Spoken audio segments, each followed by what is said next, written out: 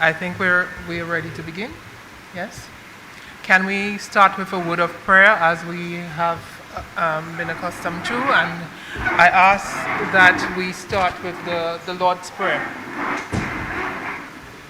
Our Father, who art in heaven, hallowed be thy name. Thy kingdom come, thy will be done on earth as it is in heaven. Give us this day our daily bread, and forgive us our trespasses, as we forgive those who trespass against us. And lead us not into temptation, but deliver us from evil. For thine is the kingdom, the power, and the glory, forever and ever. Amen. Thank you.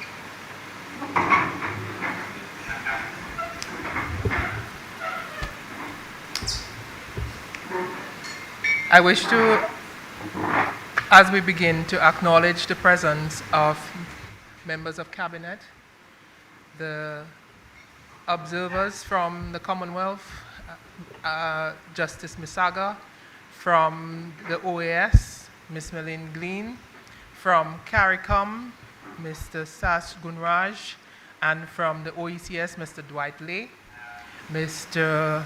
Dr. Kenneth Daru, Special Envoy in the Office of the Prime Minister with responsibility for electoral reform, Cabinet Secretary, Ms. Karen Prevost, my apologies, Attorney General Levi Peter,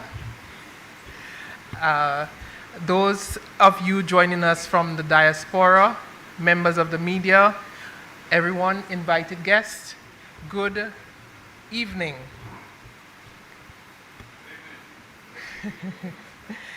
I wish to say a special welcome to our brothers and sisters in the diaspora.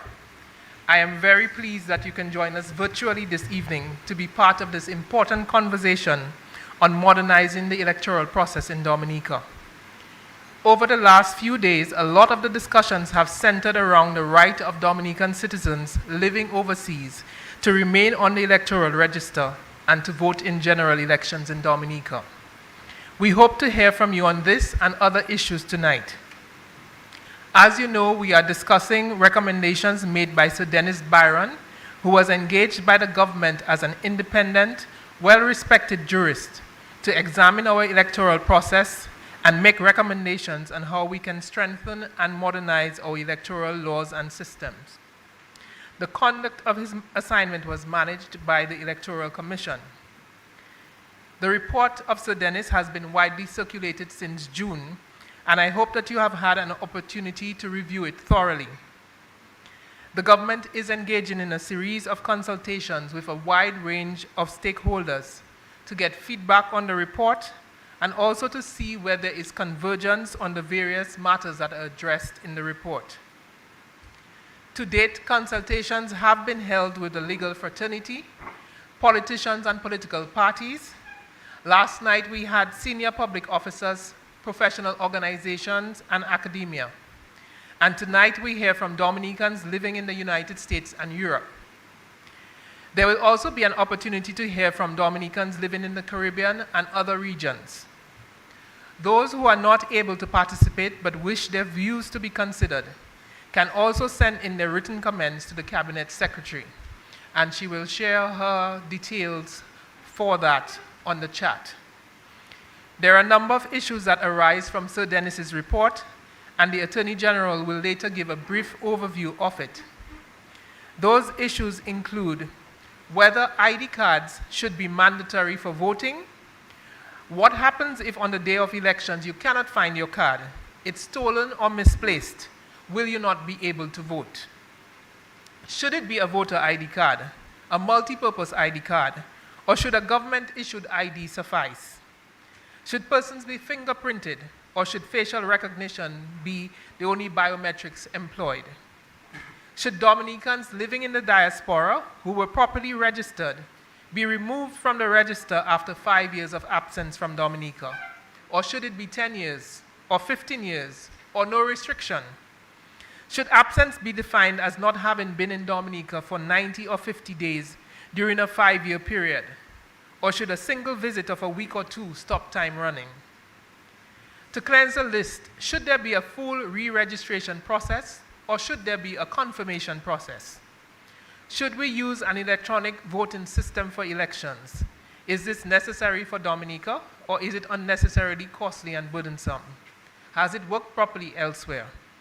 Should there be rules introduced for political campaign financing? How should that work?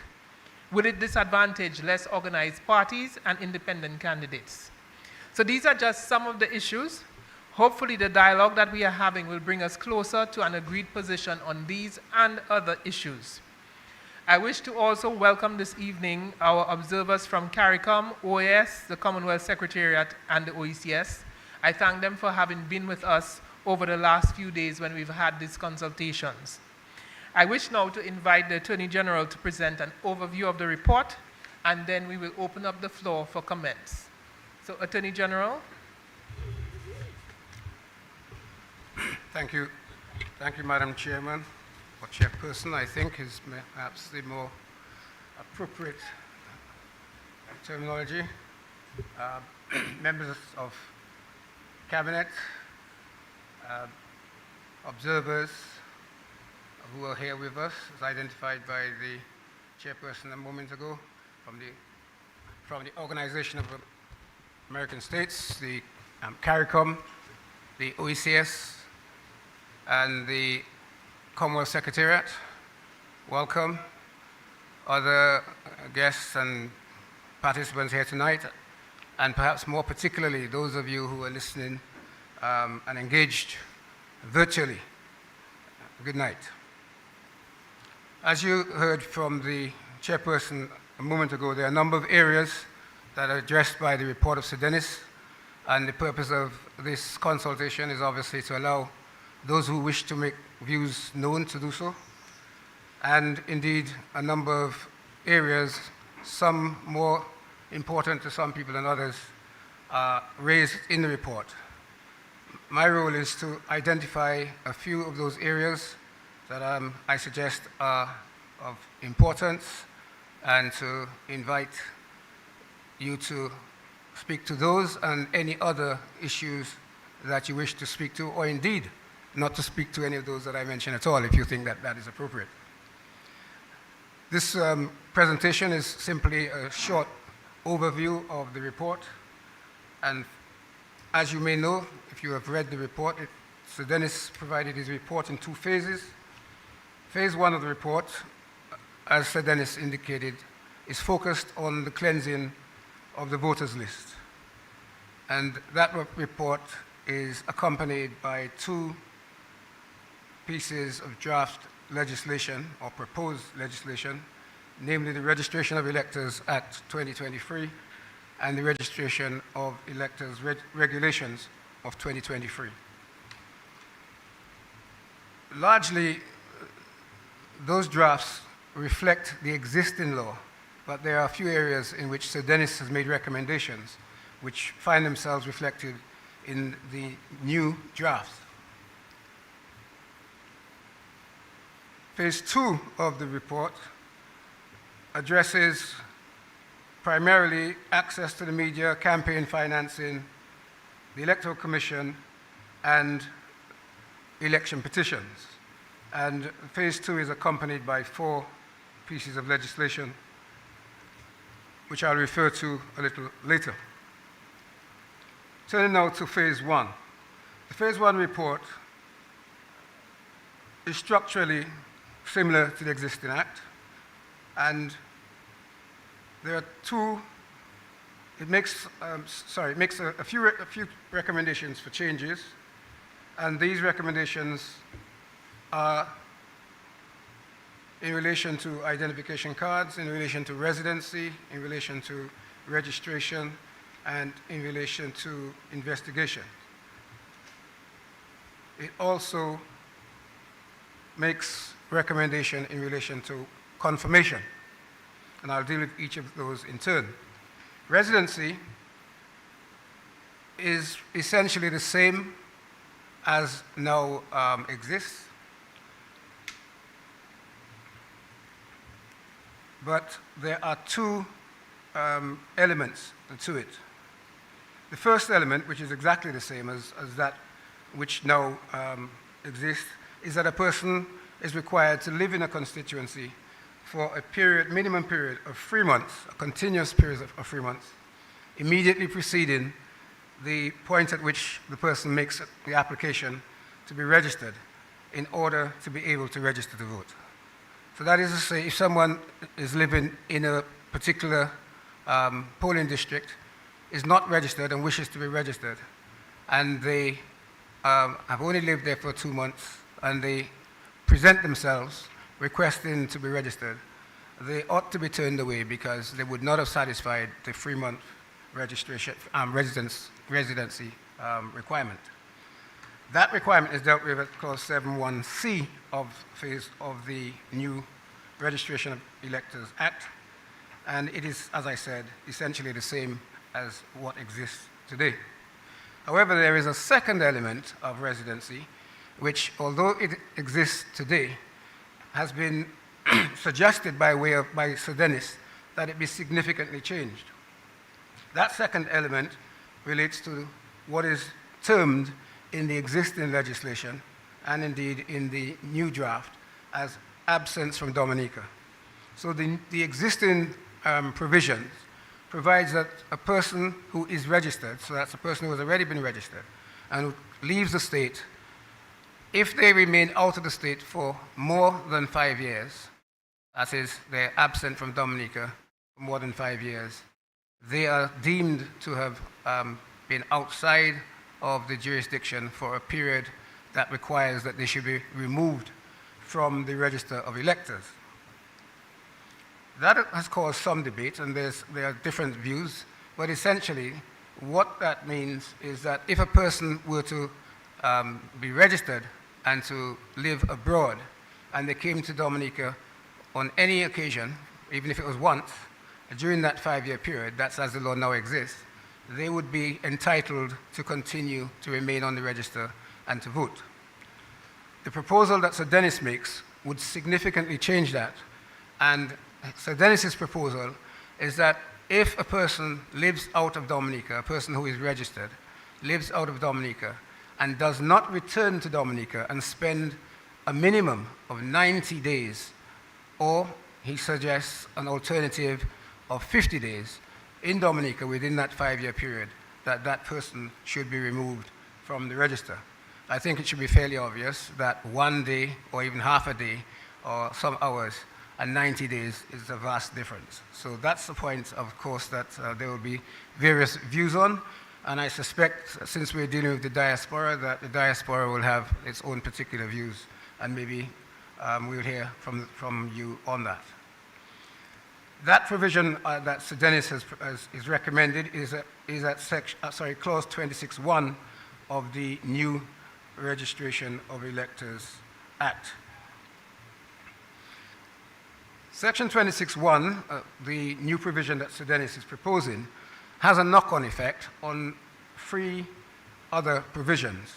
Those are clause 12b(2), which provides for a person to remain on the register, which would now be changed to mean that a person would have to spend at least 90 or alternatively 50 days. And the 2 other provisions are clause 13.4b and 15.3b, which would similarly be affected in that a person would have to be removed from the register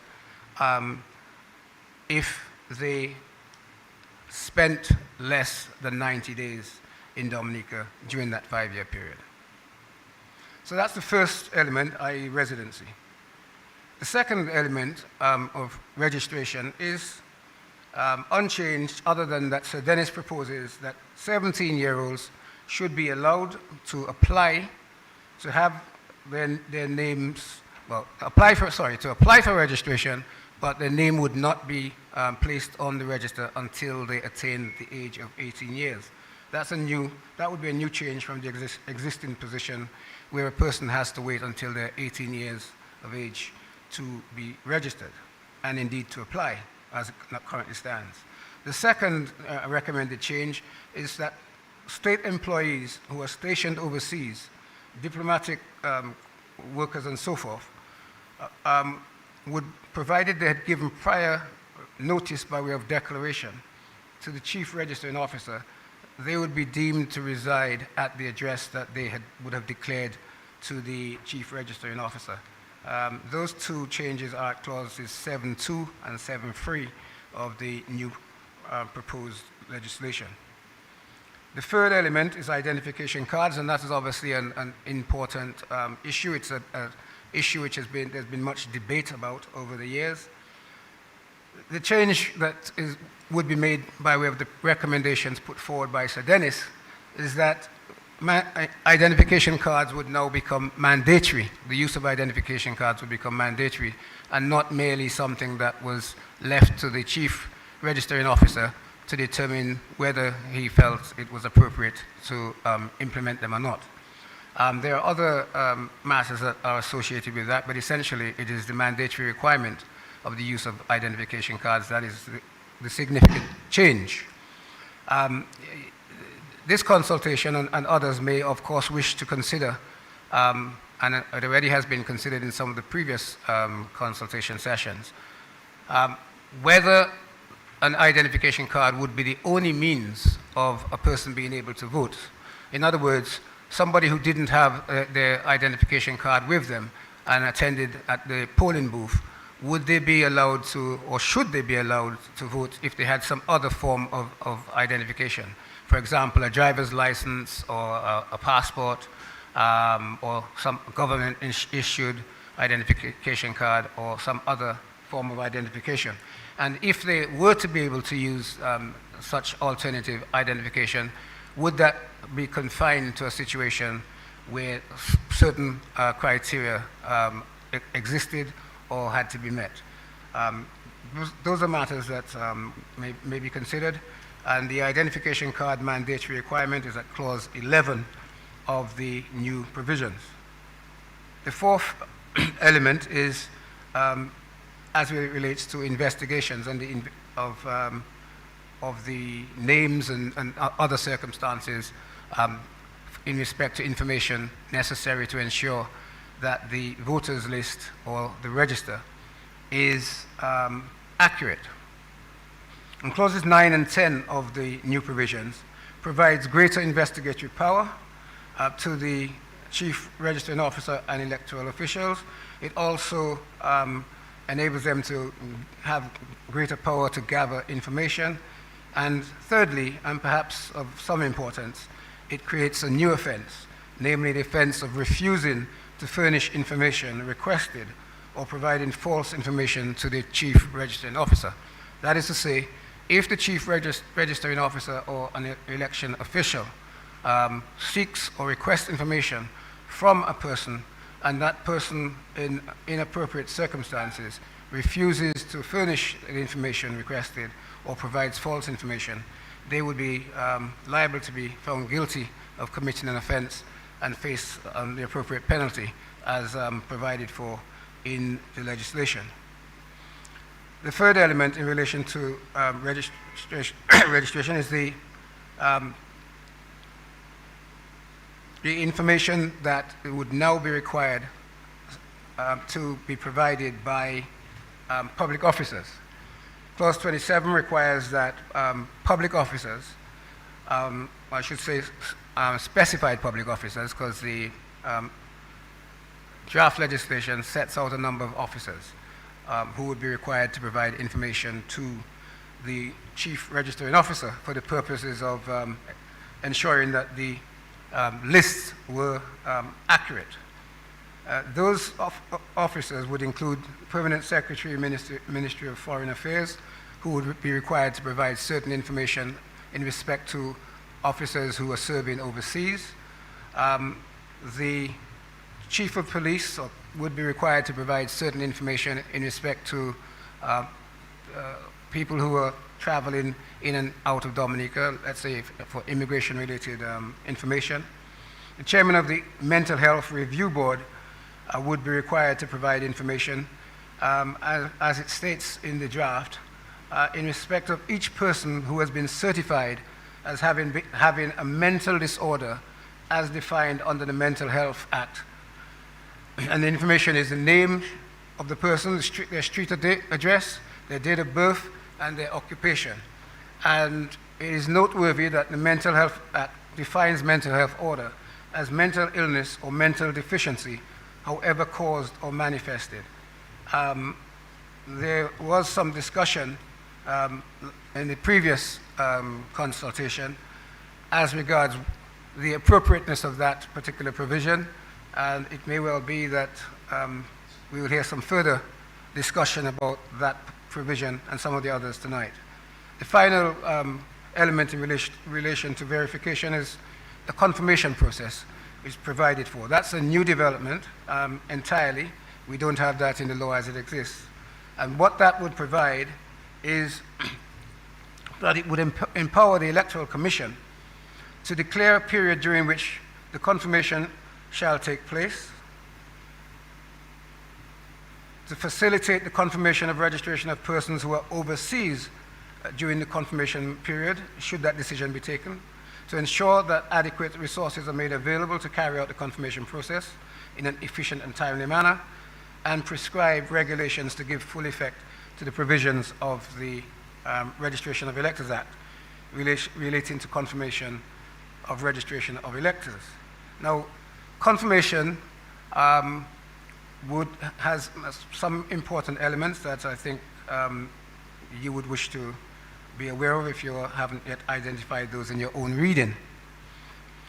It will require that not later than 30 days after the Registration of Electors Act would have been enacted, that is passed by Parliament and having received the assent of the President, within 30 days of that, according to the draft as it now stands, the Commission, the Electoral Commission, would be required to declare a confirmation period.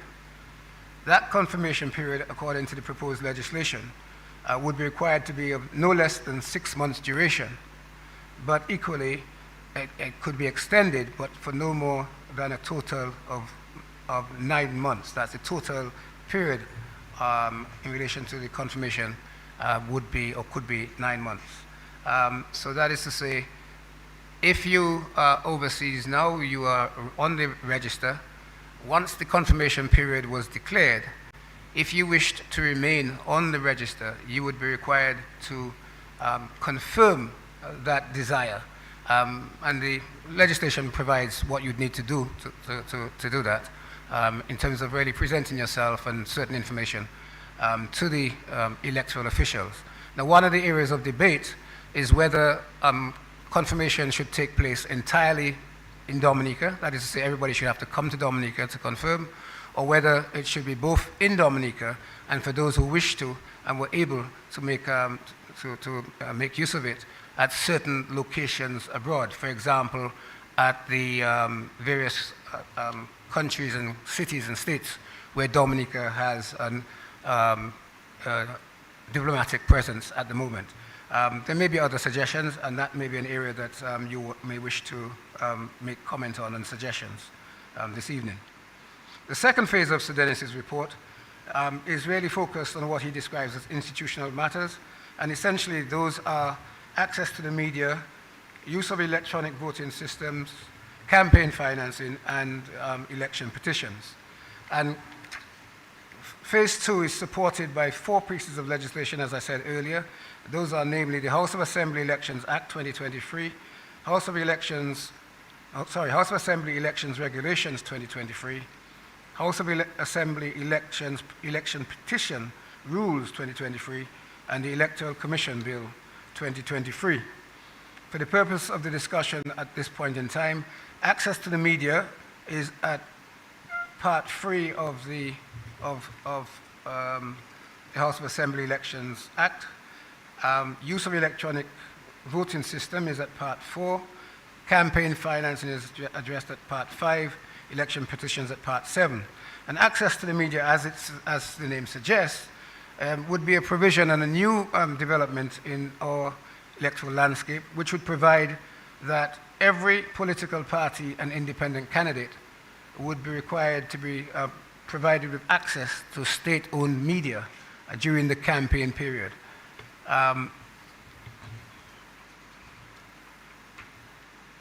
I suppose the other significant factor is that insofar as the proposal is concerned, that would be confined to state-owned media and would not apply to privately owned media insofar as the recommendation is concerned. Electronic voting systems.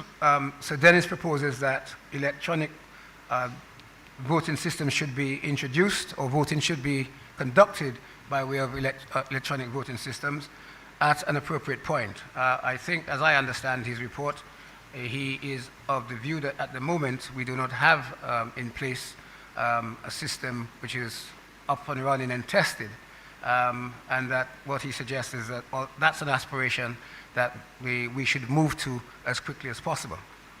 The third element under phase 2 is campaign financing, which Sir Dennis proposes that political parties and independent candidates should be constrained by certain rules governing how much they can receive as individually and as a party for purposes of election campaigning.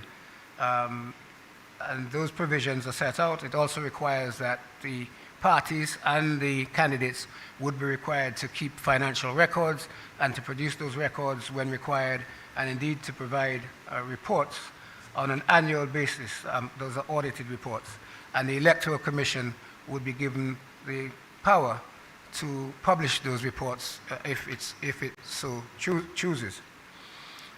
It also provides for offences and penalties, and those penalties range between $6,000 or 12 months imprisonment in respect to a Clause 57 free offence, up to $10,000 or 12 months imprisonment for a Clause 70 offence. And finally, the Electoral Commission, so Dennis makes recommendations in relation to the Electoral Commission, a number of them. One of them is that he proposes that there should be, the Electoral Commission Act should be introduced to Dominica, and that act should address things like financial autonomy of the Electoral Commission, providing that a fund be established, which he suggests be called an Electoral Commission Fund, and that fund be replenished on an annual basis by payments of a specified amount into that fund from the consolidated fund, that is from the state funds. And thirdly, he suggests a provision for administration of that fund.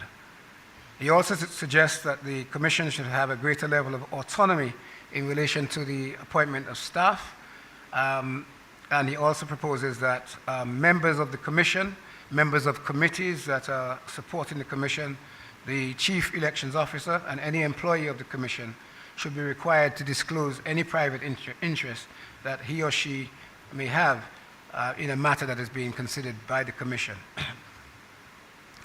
Those are some of the significant recommendations and provisions, and there are many others. Most of them are perhaps, certainly in my view, not very significant. But as I said at the outset, if you take a different view, then I suggest that you advance those tonight so that they can be considered along with all others. Thank you very much. Thank you very much, AG, for the overview of the report. And I would like to open up the floor for comments. Everyone has the opportunity to speak. We ask that you keep your interventions to the point so that everyone has the opportunity to provide their views and perspectives on the report. You are requested to raise your virtual hand if you wish to take the floor, and then you will be admitted to do so. I ask that we respect the points of view of everybody who speaks, and that we ensure that we clearly indicate our point, and we allow others to share their point of view as well. I believe that, did we put up, Capsec, you said there were some rules that you have put up? There are some guidelines, I think, that are being shared on the screen. We ask that you always be polite and considerate. And we've lost it. Right. That we don't share inappropriate content. Please indicate your name before you share your own thoughts. And please use the virtual raise hand as I indicated. And if you have no microphone capabilities and still would like your contribution to be read for you, please indicate that using the hand function. Sorry, using the chat function, sorry. Yes. So the floor is open, and please raise your hand if you would like to take the floor.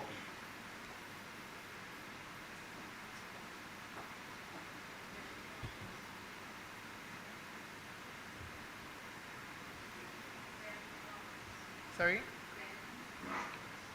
Okay. Mr. Douglas, you have the floor.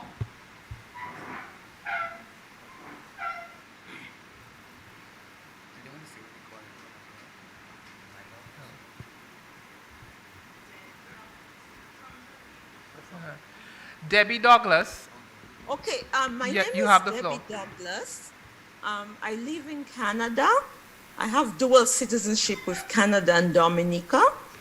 I know there are a lot of people who would like to talk. I really just want to raise the first issue for me is the issue of people in the diaspora voting in Dominican elections. I'm of the view that people who don't live in Dominica should not vote in elections. Why? For example, I live in Canada, I pay taxes in Canada. I don't see why I should be able to come to Dominica and elect a government where I don't pay taxes, and neither do I have to live under the policies of this government. So once I've voted, I then take a one-way ticket back, and whatever policies the government enacted, whether it's the UWP or the Labour Party, I don't have to live under those conditions. In fact, I would be living under conditions of the Canadian government. So my father, the late Prime Minister Rosie Douglas, felt that in order for Dominica to develop, the diaspora should be able to participate in the country's development. And what he meant by that is that we have a lot of people in the diaspora with a lot of educational skills profession, and we really have a brain drain in Dominica, and you can't develop a country without your human resource. But you know, what he felt is that the diaspora should probably have two constituencies. So you have, let's say, two constituencies, you call them, let us say, you know, Dominica North or Dominica South. And therefore, you could have diaspora voting for those two constituencies, plus the 21. And in that regard, the diaspora can feel connected. But at the same time, though, those two seats will not alter the electoral results. And that to me would be fair. But with respect to Sir Byron's policy that residency, that someone from the diaspora could just come once every 5 years, that to me is just you know, unacceptable. Doesn't make any sense. And all due respect to, you know, the learned jurist, Sir Byron, I'm very surprised he would suggest such a thing. I mean, residency should be, in my opinion, minimum 6 months. Someone coming for, like in the last 5 years once, as I've done, that person really is just coming on a vacation. You can't really have such a person vote in an election that will alter, again, the results of the election in Dominica for the people who live there. And so I don't want to go on talking, but that to me I feel very strongly about.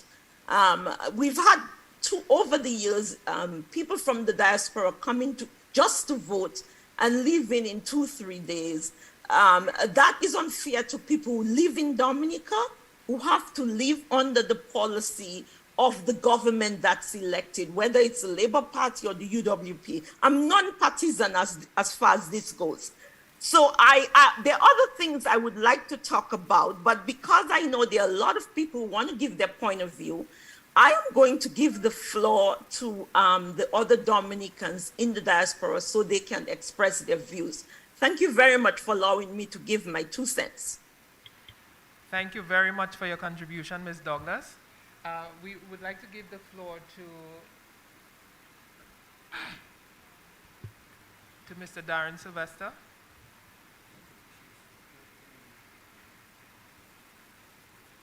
Mr. Sylvester, can you unmute? Can you come in, please? And if you're comfortable with putting on your camera, please do so. Yes. Can you hear me? Yes, I can hear you. Okay. Please go ahead.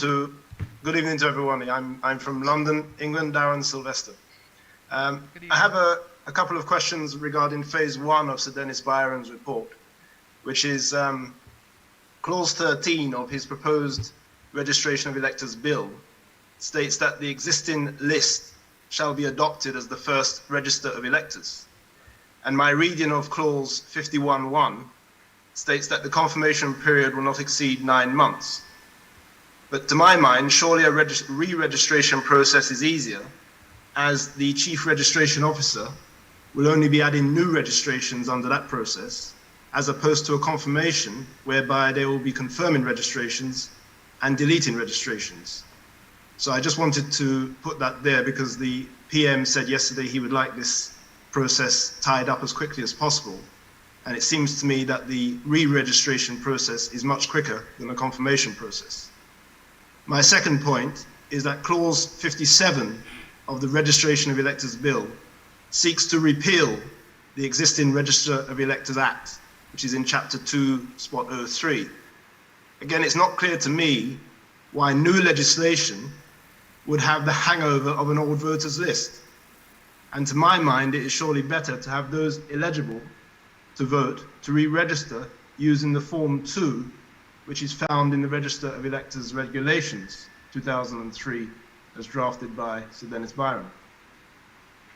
My third point is clause 16 of the Registration of Electors Bill sets out the quarters, and by quarters I mean the 1st of December, the 1st of March, the 1st of June, and the 1st of September in any year, for information to be received by the Chief Registration Officer for additions or corrections to be made to the list.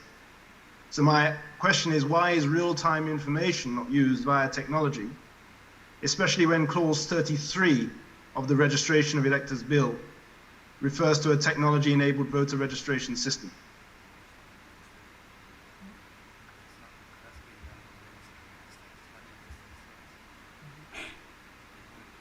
And my final point is clause 54 of the Registration of Electors Bill states that confirmation of registration shall be carried out by means of a technology-enabled voter registration system.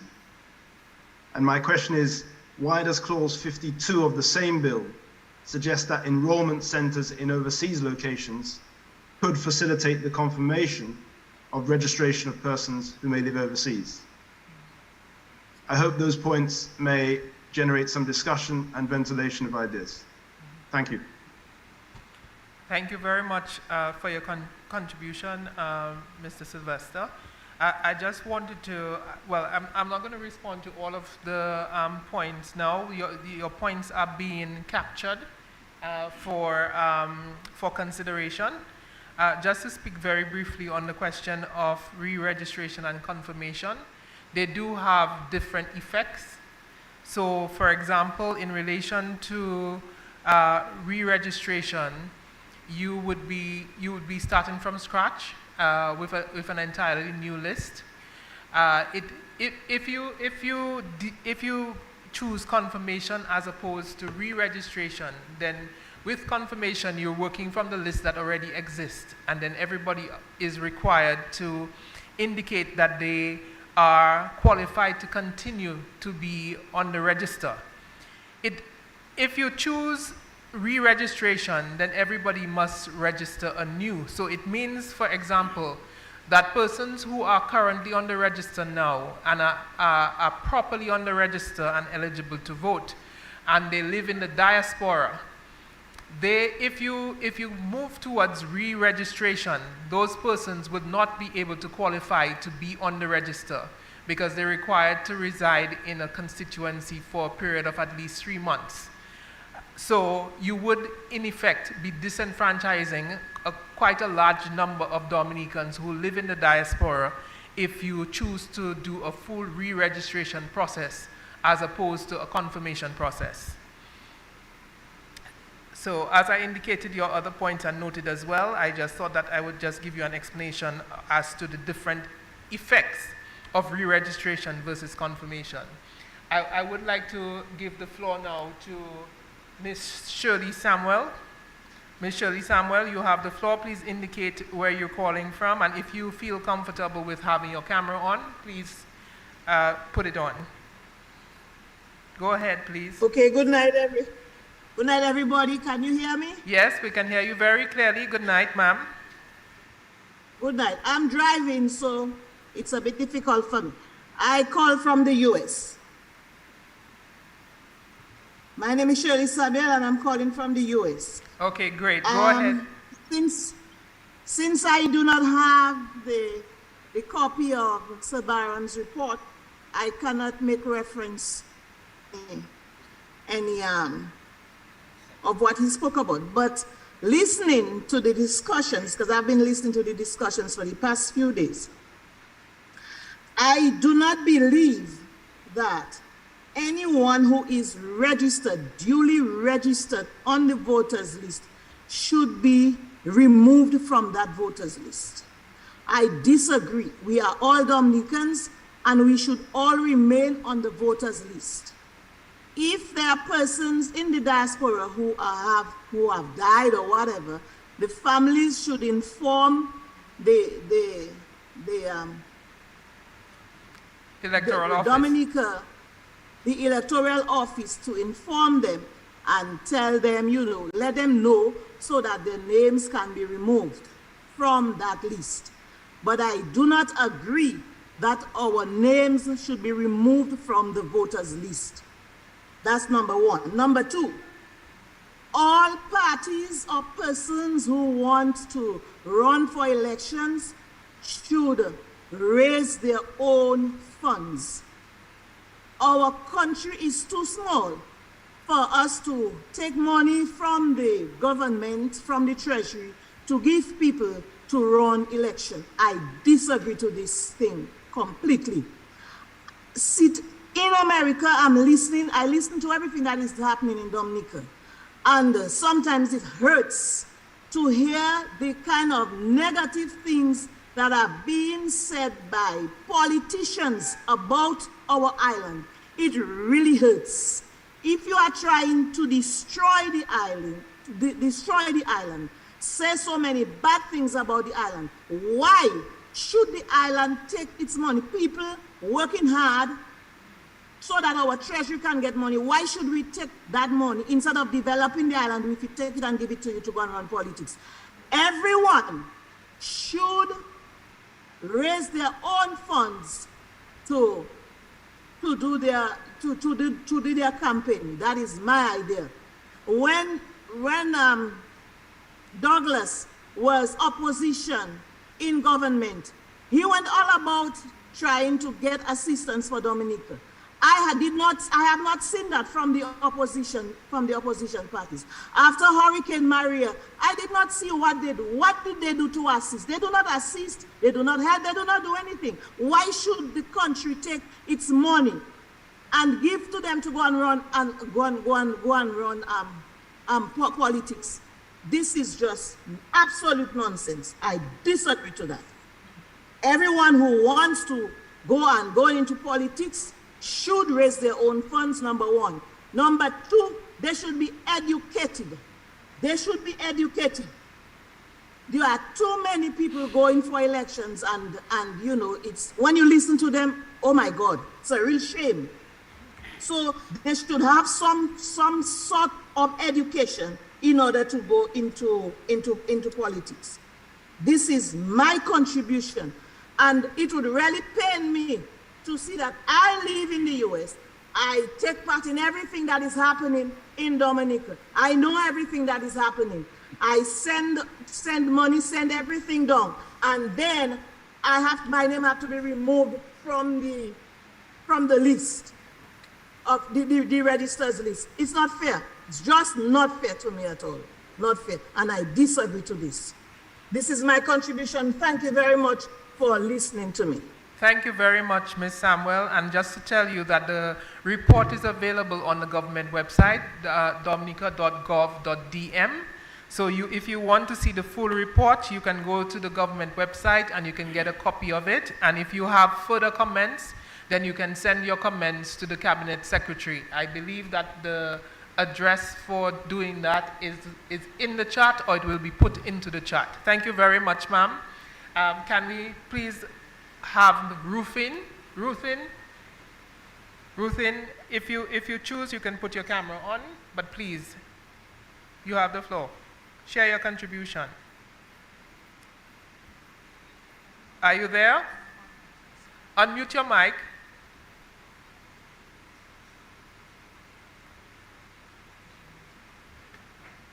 Can you unmute your mic, please, Ruthin? Are we able to unmute the mic for her? Ruthin, whilst we try to sort that out for you, then we'll go to the next person and we'll come back to you. Miss Nelissa Thomas, or Mrs. Nelissa Thomas, can you unmute the mic and share your observations with us, please? Let us know where you're calling from, where you're speaking from. Okay, my name is Nelissa Thomas, and I'm calling from the U.S. Virgin Islands, preferably St. Croix. Okay, good night. Please go ahead. Okay, first point I have to give tonight is that I have the point of view that once you are on the voters list, you should remain. No term limits. No term limits. You're just there, you are Dominican, you're a registered voter, you're a registered voter. Because there are many circumstances that happen to people while they're overseas, and they are unable to come to Dominica at that time, 5 years or 10 years. So we should consider that. My next point is, I think voters' ID card is a waste of money. Because you just only use it to go and vote, just to vote. But if we have a national ID card, you could go anywhere, and you could go in the bank, you could go anywhere. A government national ID card, you could use it because in the Virgin Islands, you don't, even a driver's license, you use. So, and my next point, I have a lot of points, My next point is that we should turn to electronic voting and the traditional way, because remember, we have the elderly who are not too versed in this computerized world, or, in the internet. So we should stick to the electronic and the traditional way. Okay, I think that's, yeah. That's my point. Thank you. I think I have more, but let me just, yeah. Thank you very much, Ms. Thomas, and you can always come back in later on if you have more points that you would like to share. We want to go back to Ruthin to see if we can hear from her now. Ruthin, are you able to unmute your mic now? Okay, great. Ruthin, go ahead, please. Hello? Go ahead. Hello, can you hear me? Yes, I can hear you. Okay. My name is Ruthin Codrington. I'm from Portsmouth, Dominica. And I think that in lieu of the diaspora people voting, I think that's a brilliant idea. I think that many of us don't have an opportunity to vote, and we should. Because remember, whether we are diaspora or not, and we come often, because we come for a reason, Dominica is our place of birth. And so we should be allowed to vote. And I agree that if someone has not landed in Dominica in 5 years, if they were registered, they should be removed from the registry and then have the opportunity to re-register when they enter back in Dominica. In terms of the 17-year-old being able to apply to vote, it really doesn't make any sense if they can only vote at age 18. So why not leave it at age 18 for them to vote, as opposed to allowing them to apply at 17 and have to wait until they turn 18? And that's my 2 questions that I have. Thank you for your contribution, Rufin. I just wanted to ask you, you said you're from Portsmouth, but do you live in the diaspora now? Yes, I do. Could you tell us where you live, please? I live between Florida and Dominica. I'm in Dominica very often. Okay. And just to inform you that every contribution is being properly recorded. So we are taking note of your suggestions Yes. and your comments. Thank you very much. Great. Can we please have Dion George now, please? Can you unmute your mic? And let us know where you're joining us from. Yeah, I'm joining you from Atlanta, and thank you so much for taking my call. Can you hear me? Yes, I can hear you very clearly. Thank you very much. Go ahead. Yes, and so I want to thank you for having this discussion. I think it's a healthy discussion and would allow persons to view their opinions. And so firstly, I would like to disagree with the callers that call from St. Thomas or St. Croix that said that persons can vote independently regardless where they live. Now, I say that now in a very careful way. What I mean by that is, if one is a resident in the state of Georgia and one were to move to New York, that person has to gain what is called residency in that state for them to vote. It cannot be a double dip. You cannot vote in Georgia, then vote in New York. And I believe, as respectful people like Madam Moderator, like you are, our country deserves that same respect. I do not think it is right for anybody who lives overseas. And now, don't get me wrong, this is not about politics where we say, for example, if the Prime Minister does that in terms of electoral reform, that he's going to lose. That's not my point. He could still win. If he's a handsome guy and he's a popular guy, he can still win. But do it right. I do not believe someone who is not a resident in Dominica should vote in Dominica. And so I disagree with the callers. And there are other things I would like to say, but for now I will just leave that as my first point. Yeah. Thank you, Mr. George, for sharing your opinion.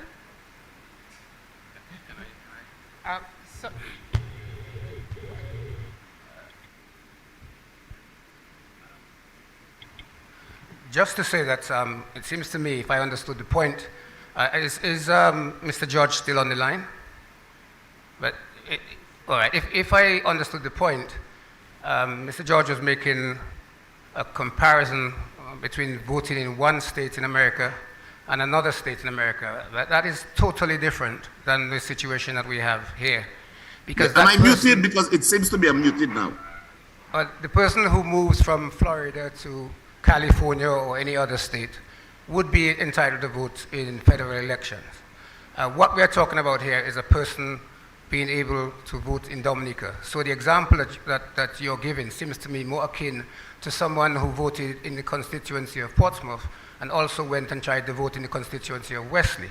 Okay, good. Which according That's to good. all laws would be an offense. You can't vote in yeah. two constituencies. So I just thought I'd make that point. Yeah. Can you hear me? Yes. Yes. Okay, good. That's very good. So I really appreciate that interaction. I want to thank you for that. So let me just try to clarify what I was saying.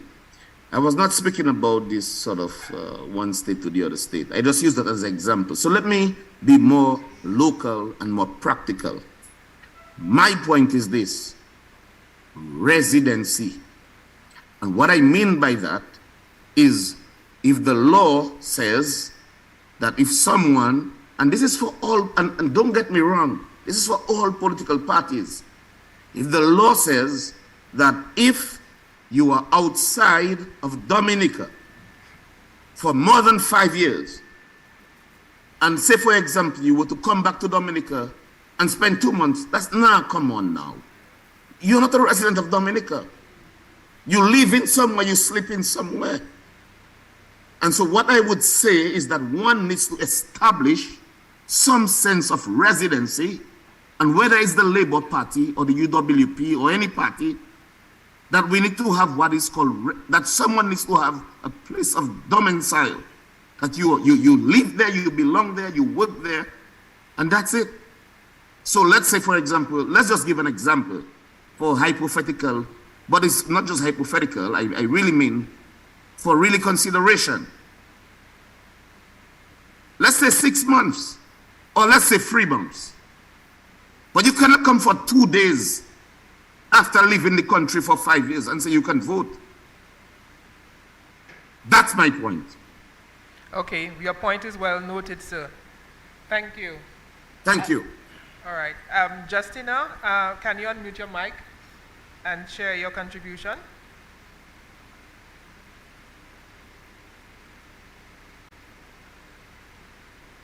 Yes, pleasant good evening to everybody. Good evening. Am I being heard clearly? All right.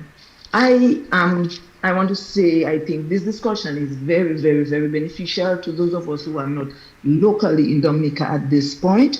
And while we are not there physically, but our heart, our interest is in the country of our birth and the country in which we think we want to return to continue to contribute to its development. If I am to raise some of the points that are on the table for discussion, I think most of the people in the diaspora who, from the little that I know, who come down to Dominica and contribute to the voting process are people who also contribute to the development process of Dominica and visit regularly. There may be, I'm not saying there may be a few that probably do not visit as often, but generally these are people who visit regularly. These are people who contribute in one way or the other to the development process of Dominica, whether financially, whether by way of support in any other form. I think they do their contribution, and I do not think it is fair to them to cut them off completely from the voting process. I also think that the second point is the re-registration as opposed to the confirmation. I think for us to do re-registration, that is going to be a very costly exercise. And if we are looking at the economic situation of the world, we have to look at something that is more cost effective and at the same time can be very, non-biased and cost effective. So it's a situation where we look at the list, examine the present existing list and see how we can, number one, Dominica is a very small country. That is to our advantage, where we know everybody. We know when people die. We know when people are overseas. We know where they are. We know when they leave. We know when they come back. So we are able to give credible information on the presence of people, where they are, and whether they are alive. I think outside too, even in overseas, the people who are overseas, we can also look at a system by which we can look at the list. And I think confirmation in that case, confirmation can be, and we can employ that strategy where the people who are overseas, who are no longer interested in voting in Dominica, they can indicate, and these are not the people who are normally coming down anyway, so they can indicate and we can decide, all right, can we eliminate their name because they are really not interested. You see, the people who are interested in coming down to vote, and these are the people who normally come down as often as they possibly can, they can indicate, look, I am contributing, I am visiting, and I think I want to remain on the voters list. I don't think it is fair to remove me, and I have to prepare this country for my retirement, because some people are still planning to come down and retire in Dominica, So I think we have to look at all of those things and see how best we can deal with the recommendations that were sent to us. But I think generally the discussion is something that is very healthy, something that is beneficial to all of us, and we must look at it without any political eye, because no matter who comes, which party is in power, it's going to have either negative or positive implication. So let us be objective in looking at it, and I think for now that's my contribution. Thank you so very much for accommodating. Thank you very much, Justina, for sharing with us your thoughts on that. We would like to give the floor to Adelaide Paul now.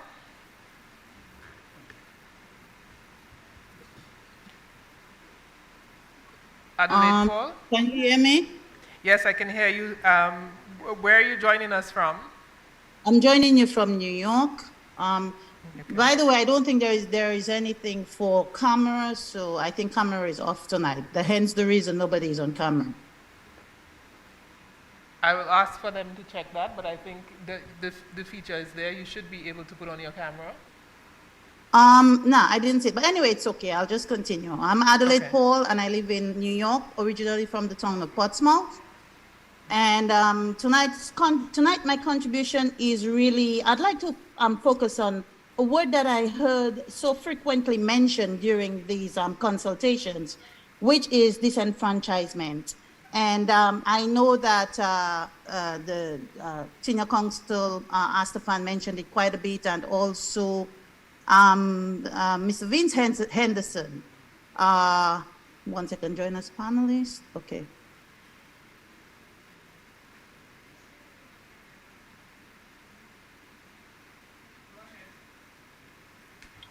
Can you hear me? Please go ahead.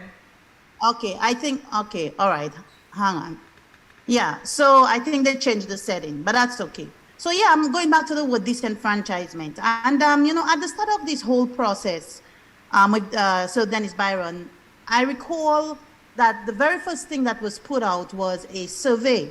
And the survey was meant to, I guess, capture the ideas and feelings of Dominicans, I guess at home and maybe abroad. I recall doing that survey, and when I started doing the survey, I realized that even when certain answers were put, you could go to the end of the survey. I completed the survey. Funny, I went back the following day, and I just said, for the heck of it, I said, no, let me try that survey again. And I did the survey a second time. And I went back, and I could do the survey on multiple occasions. So I did bring it up. I remember being in a consultation with Sir Byron, and I said, the survey essentially was flawed. I don't know what the results of the survey was that determined these particular recommendations, but it would be very interesting to see what the results of the survey was. I remember on Monday night when you, Ms. Byron and Mrs. Knight were having the discussion, they mentioned the word 800. Whether it's a true representation of the entire Dominican population, both in Dominica and abroad, I guess, maybe statistics will determine whether that is a real sample size or not. So we go back to the word disenfranchisement. And one of the things that I just kind of want to make a note of is, I look at the room, and from the beginning of this discussion, and somebody just mentioned something about politics. But that is our life. Life is about politics. And we want it to be as neutral in a setting where every single citizen has a choice, has to be given a decision to make that is going to determine their future and their children's future. I looked at the room, and it was very interesting and kind of sad to see that there were still so many government officials playing sort of like that color thing. We know what color does to us. We live in a society where it is so divisive, whether we talk about at home or even in Dominica, there is so much division. And we sat in a room where we were seeing people who represent the government, who is supposed to be neutral, coming with big red collars, and that was another issue that I have when we talk about disenfranchisement. Another issue that I have with this entire process, some people call it a gimmick. Some people actually call it a gimmick because they're like, after all of this, what exactly is going to happen? So there are consultations with the diaspora, and then there are consultations on the ground. You have consultation in Portsmouth. We know Portsmouth is a predominantly red DLP stronghold. You have consultations in the Kalinago territory, which is also another very strong DLP stronghold, and we have it in Grand Bay. 3 extremely strong DLP strongholds. What about the other areas of Dominica, the Salisbury and the Marigot, and maybe the Kenfields and the other areas where people which may not be so accessible to the people to have these kinds of consultations? We have to take into consideration that the road in the Kalinago territory has is not in the best of conditions, especially depending on the time that these consultations are going to take place. So I think when we talk about, engaging our entire population, we cannot disenfranchise a certain group of people, which seems to be the order of the day. Now, this point I think is so critical because I want to talk about my experience and other people's experiences. So again, Mr. Vince Henderson, he spoke about, he said he equated giving a diaspora a ticket to go home and vote. He equated it with giving somebody a ride to a polling station. So that stayed with me, and I really started thinking about that. So in 2019, when that election was called, as we know, we've had snap elections back and forth all the time. So I decided that I wanted to go home for the election. Everybody knows what it is like going to Dominica, and especially going to Dominica on such short notice. Not everybody can do that. I actually had to kind of segue my way through my job in order for me to go for about 5 days to go home for that particular election. I had to buy the ticket, which was premium price because it was a short period, and there were so many flights booked around that time that I guess, I hate to say, but the DLP had blocked out so many of those areas that the ticket price was very astronomical. I also had to pay for food, I had to pay for accommodations, and I also got a rental. That in itself came up to about, I would say maybe about between $2,300 to $3,000 US. That's what I paid to go to Dominica during the election from my pocket.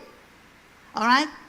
When while I was on my journey to Dominica, I met individuals who said to me, I am going home to vote. I just got first time I'm voting in Dominica. And I know some of these people had lived out of Dominica for years and years and years.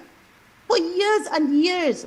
So when we talk about disenfranchisement, I hear a lot of people calling and saying, it's my duty and my right to vote. It will cost, let's just say, if we take $1,000, not even the $2,300 to $3,000 that I had to take from my pocket to go home to Dominica during that election. Let's say just $1,000, and we're talking about over 1,000 people who went down to vote. This is not what I'm saying. This is what Vince Henderson said. He said he equated giving a diaspora a ticket to come home to vote. He said it is equivalent to giving someone a ride to a polling station.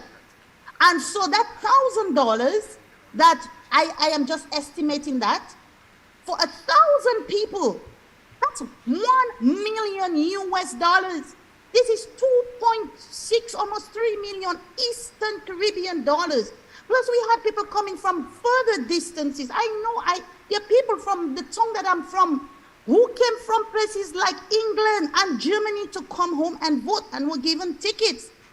When it was time for me to leave, my flight was scheduled to leave that afternoon at 5 p.m.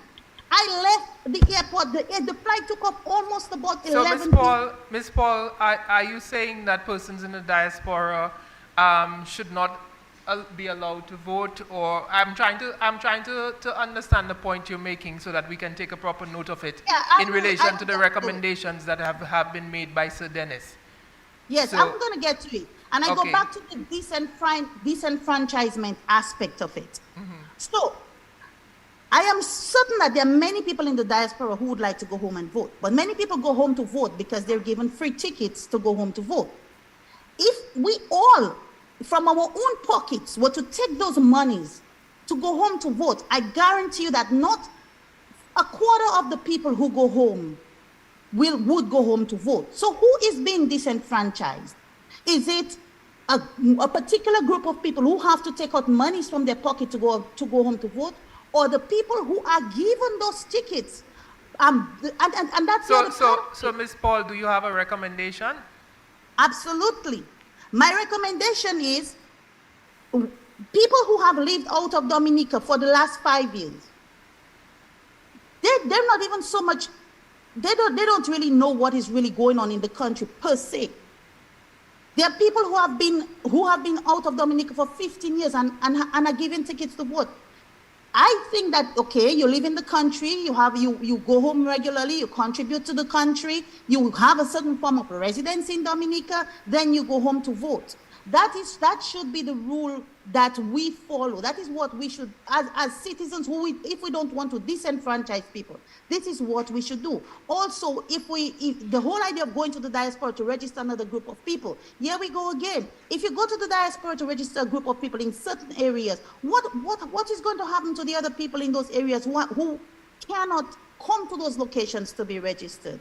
So I think what it is when let people come to Dominica. When you come to Dominica, you feel you want to be a part of the voting process in Dominica, you register in Dominica to vote. You come down with all your documents, you register in Dominica to vote. You continue coming home on a regular basis to contribute to the economy, to the welfare of the country, and when it's time for election, if you feel that you want to go home to vote, you buy your ticket and you go home to vote. Not the whole idea of essentially bribing people to go home to vote. So this is my whole presentation on disenfranchisement. We have to think about getting everybody involved in the process, and one group shouldn't have a huge advantage versus another group. Thank you very much. Just to let you know that in relation to bribery, as you raised it, that the provision of a ticket for someone to come home to vote is not bribery unless it's done with corrupt intent, and that has been clearly enunciated by the courts in a series of election petitions and decisions over the years from many jurisdictions in the Caribbean and elsewhere. So I would like to give the floor now to Donovan Fabian. Donovan Fabian, can you please unmute and share Yes. Good night. Can you hear me? I can hear you very well. If you wish to put on your camera, you can do so. I'm trying. Okay. It won't come on. Okay. Good night to everybody. Yes. First of all, I want to say that I'm in 100% support of Dominicans living overseas going home to vote. But before I go into this, I wanted to, in short response to the previous caller about disenfranchisement. Political parties are supposed to be organized and competent and able to assist their supporters with transportation and other issues.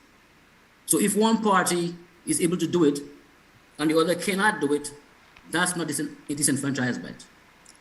Because to disenfranchise somebody, you have to deprive them, right? And if you cannot get to the polls for one reason or the other, that is not disenfranchisement. And that's all I'll say on that. Now, a born Dominican, will remain a Dominican forever.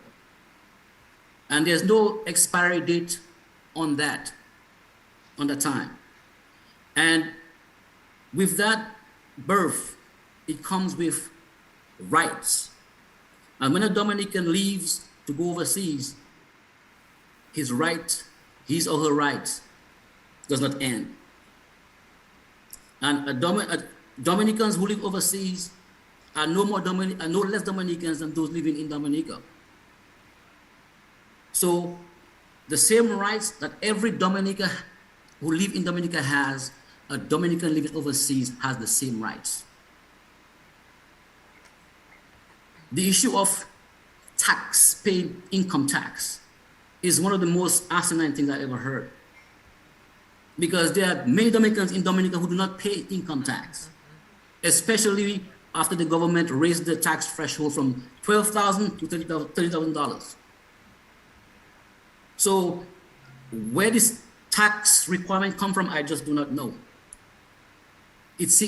I know back in the day, before adult suffrage, this sort of things were imposed on people. Poll tax, having property and land, literacy requirements. But people fought and died and bled for these things to ensure that people were not deprived of their rights because of these impositions. So it seemed like some of us want to go backward before adult suffrage, talking about income tax. An American can vote, like 2 nights ago, there's somebody who said that he's been in Dominica for 40 years and he still votes every election, or he's able to vote every election. In America, if you don't pay your taxes, the IRS will get you some way or the other. But your right to vote is not taken away. All right? And I completely disagree with the 50-day and 90-day aggregate that's been proposed by Sir Byron. Because the average person in America gets 11 vacation days a year. So that means to meet this requirement of even the lower one of 50 days, for 5 days, you have to take every vacation and go home to Dominica. Right? People have families, children. Some of them, the only time they get off is in summertime to be with the kids. So I think this is not a very progressive proposal. So I think in our contribution, we have to be very careful that we do not try to violate the rights of other people and disenfranchise people simply because we have an objective, or we have a grievance, or we have some kind of desire, right? Every single Dominican is equal, whether you live abroad or you live overseas. If a Dominican goes overseas and he or she don't want to vote, that's fine. But when people like me, who is in tune with my country, I live overseas, but I'm in Dominica every day. I listen to DBS, Kyrie, Q95, GIS, everything. Trail Festival, Carnival. And I still don't think these things are requirements. What is the requirement is you are born Dominican, you are a citizen. And nobody should be able to tell you cannot vote for a government that you want to choose. And being away from Dominica doesn't mean that the policy of the government doesn't affect you, because you may have land and property and homes and bank accounts and family and children in Dominica. We maintain that relationship with Dominica. So I think we have to be very careful with this thing, and I also support, like England, or I propose, like England just did, and so did Canada, that this 5-year time limit be removed. Once you are a Dominican, you're on the voters list, before you left, you made the requirement to be registered, you should stay on the list forever. And that's my little piece tonight. Thank you very much for the opportunity. Thank you very much, Mr. Fabian. And can you just tell us where you are joining us from? I am in Florida. In Florida. Thank you very much. Can we please give the floor to Dr. Triffy Margaret Wallace? Hi, everybody. Good evening. Good evening. Special good evening to Attorney General Peter. Hi, everybody. Like I said, I am in Atlanta, Georgia, and I'm very grateful for the opportunity to discuss in this forum. I love the nature, I think, and the tone so far of the discussion. I really appreciate that. A few things I want to talk about are the establishment of residency. So that 5-year not being in Dominica and having to return and reestablish residency before being able to vote. I think that one is stirring a lot of emotion in a lot of us, mostly because we worry about disenfranchisement, yes. And all of us, we love Dominica with intense passion. But when I think about it, and I think, and I try to compare it to the US and the way we vote over here, I know one of the intentions of this electoral reform is to raise our standards to international criteria or levels. And when it comes to residency, you need at least, for many states, or most states, you need at least 183 days of being in a state, in a new state, before you can say or even apply to establish residency. Some states require longer.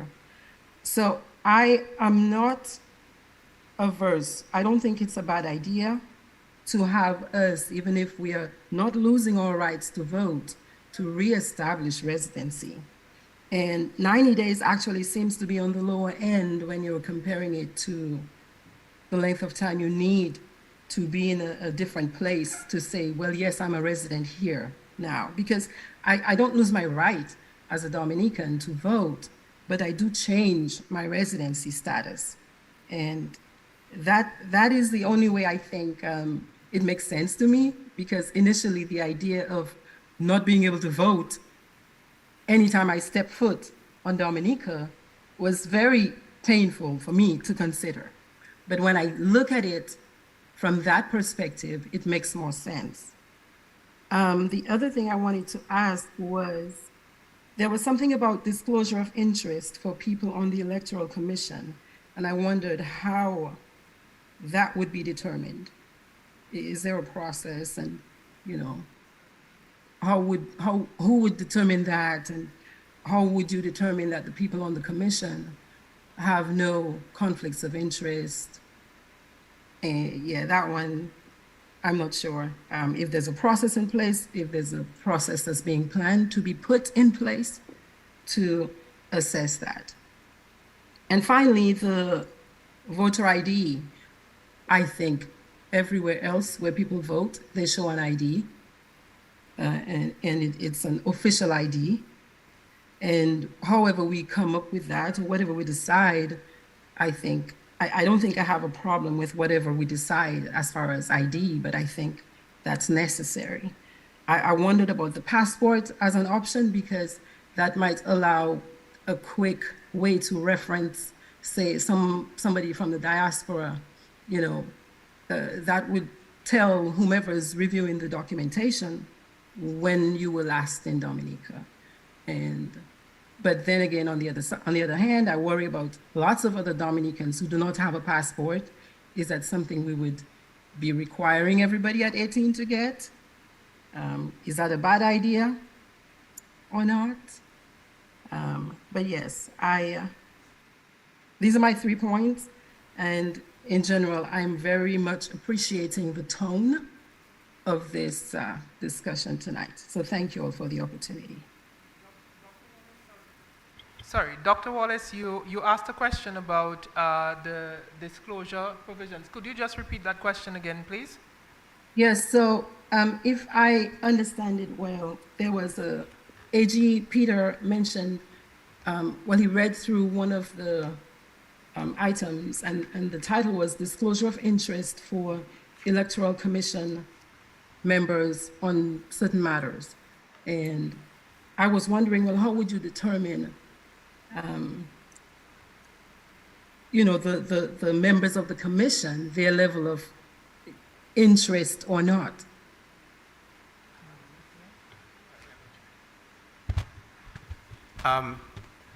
Good evening, Dr. Wallace. I think I'll refer to you formally, though of course I am well familiar with you informally.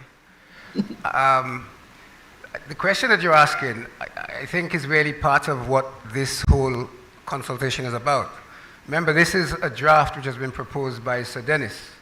I can tell you what I think it's referring to. It's referring to members of the commission and the other individuals referred to, who may have, for example, if the commission was considering acquiring electronic equipment for the purposes of the voting system, or if they were considering acquiring software for such a system and that sort of thing, and one of the members had an interest in that area, then they ought to disclose it. It's really the thing that you'd understand in almost any situation.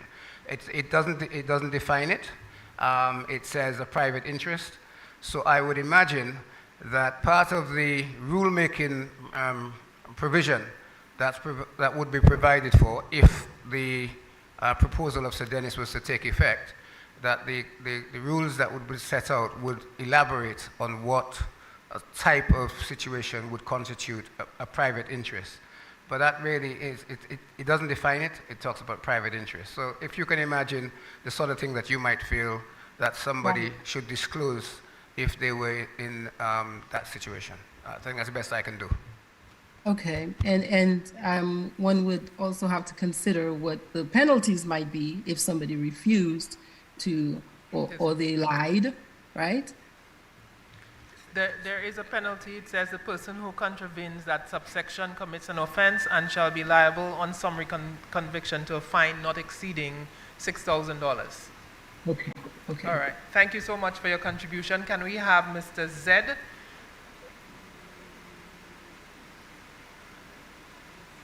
Mr. Zed, if you can unmute your mic or Miss.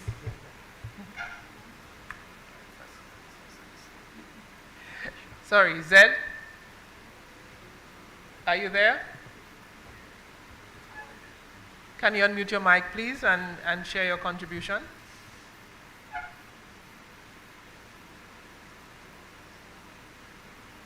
All right, can you hear me? Yes, I can hear you now. Please go ahead. All right, thank you. Good evening. Thanks for having me. Good evening. You know, we've been having these consultations, and I've been trying to do some analysis, and I would say it's been more like 2/3 of the time has been spent on this idea of disenfranchisement, and there has never been disenfranchisement talked in terms of the local people. It's always a foreign conversation. So I don't know. I mean, what are we having these conversations for? Is it for people on the ground, or is it to facilitate something else? You know, and I come at this for the simple reason that I'm in the diaspora. I have never changed my passport. I have a Dominican passport. I'm maybe the only diaspora who's really legitimate to vote in Dominica. You know, and yeah, and I'm asking myself, you know, yeah, as a Dominican, you know, you're born as a Dominican. Your right to vote is endemic to you, but the vote is a political paradigm, you know.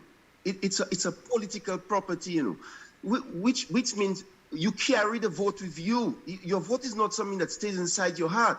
You even right here, if somebody goes to a new municipality that's just a street over, they can't interact with the street before that. They live that.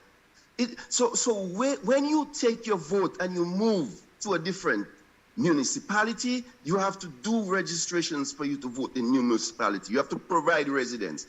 When you take your vote and you go out of foreign, you delegitimize your vote to local, you know. It is not the country that delegitimizes you, know.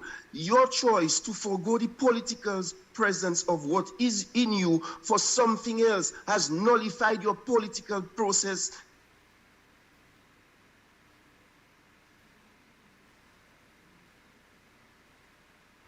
I think you muted yourself, so can you please unmute and continue, please?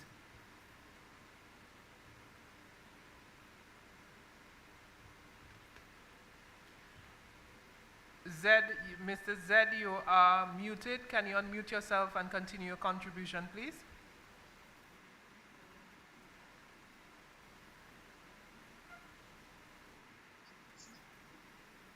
Can you hear me? No, I'm hearing you now. Yes, please go ahead. Yeah, so I'm saying it is you who has traveled out of the country. It is you who has given responsibility somewhere else. It is you who has made a choice to provide sovereign to some other place. You're voting. Yes, you are Dominican. You can never lose that. You can never lose your right to vote. But you are in access to a different municipality. If you want to be considered a voter in Dominica, you have to reorganize yourself to be a resident of Dominica. That is how the vote follows you. It's not a convenience vote. It's not something because you love. You see, but here's the issue. Here's the bigger issue. The bigger issue is we could have had a real positive conversation where we could have really sat down and decided, you know, Let us look at this thing of how foreigners and locals can work together.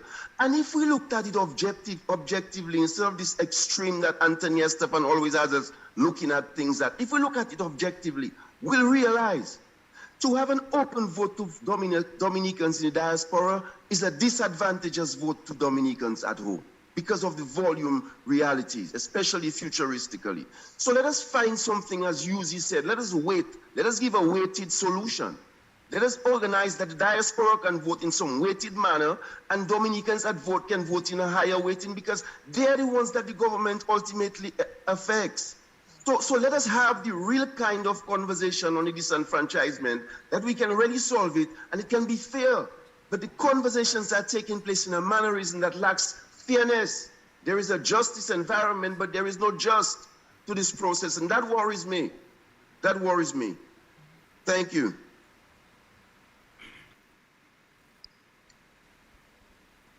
Thank you very much, Mr. Zed, for your contribution. I'm not clear, however, and if you don't mind me asking you that, the law currently provides that even if you are living outside of Dominica, once you're not absent from Dominica for 5 years, you're entitled to vote. In the proposal that has been put forward by Sir Dennis, he is seeking to interpret absence as not having been in Dominica for a period of at least 90 or 50 days. Are you in agreement with his recommendation? Are you in agreement with the law as it stands? With the interpretation that once you return to Dominica within the 5-year period, you can vote.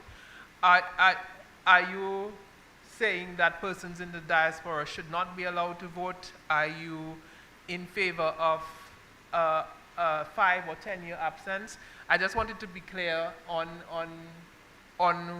what your suggestion is. Are you still there? Can you hear me? Yeah. I'm there. Yes. You can hear me? Okay. Yeah, here's the thing.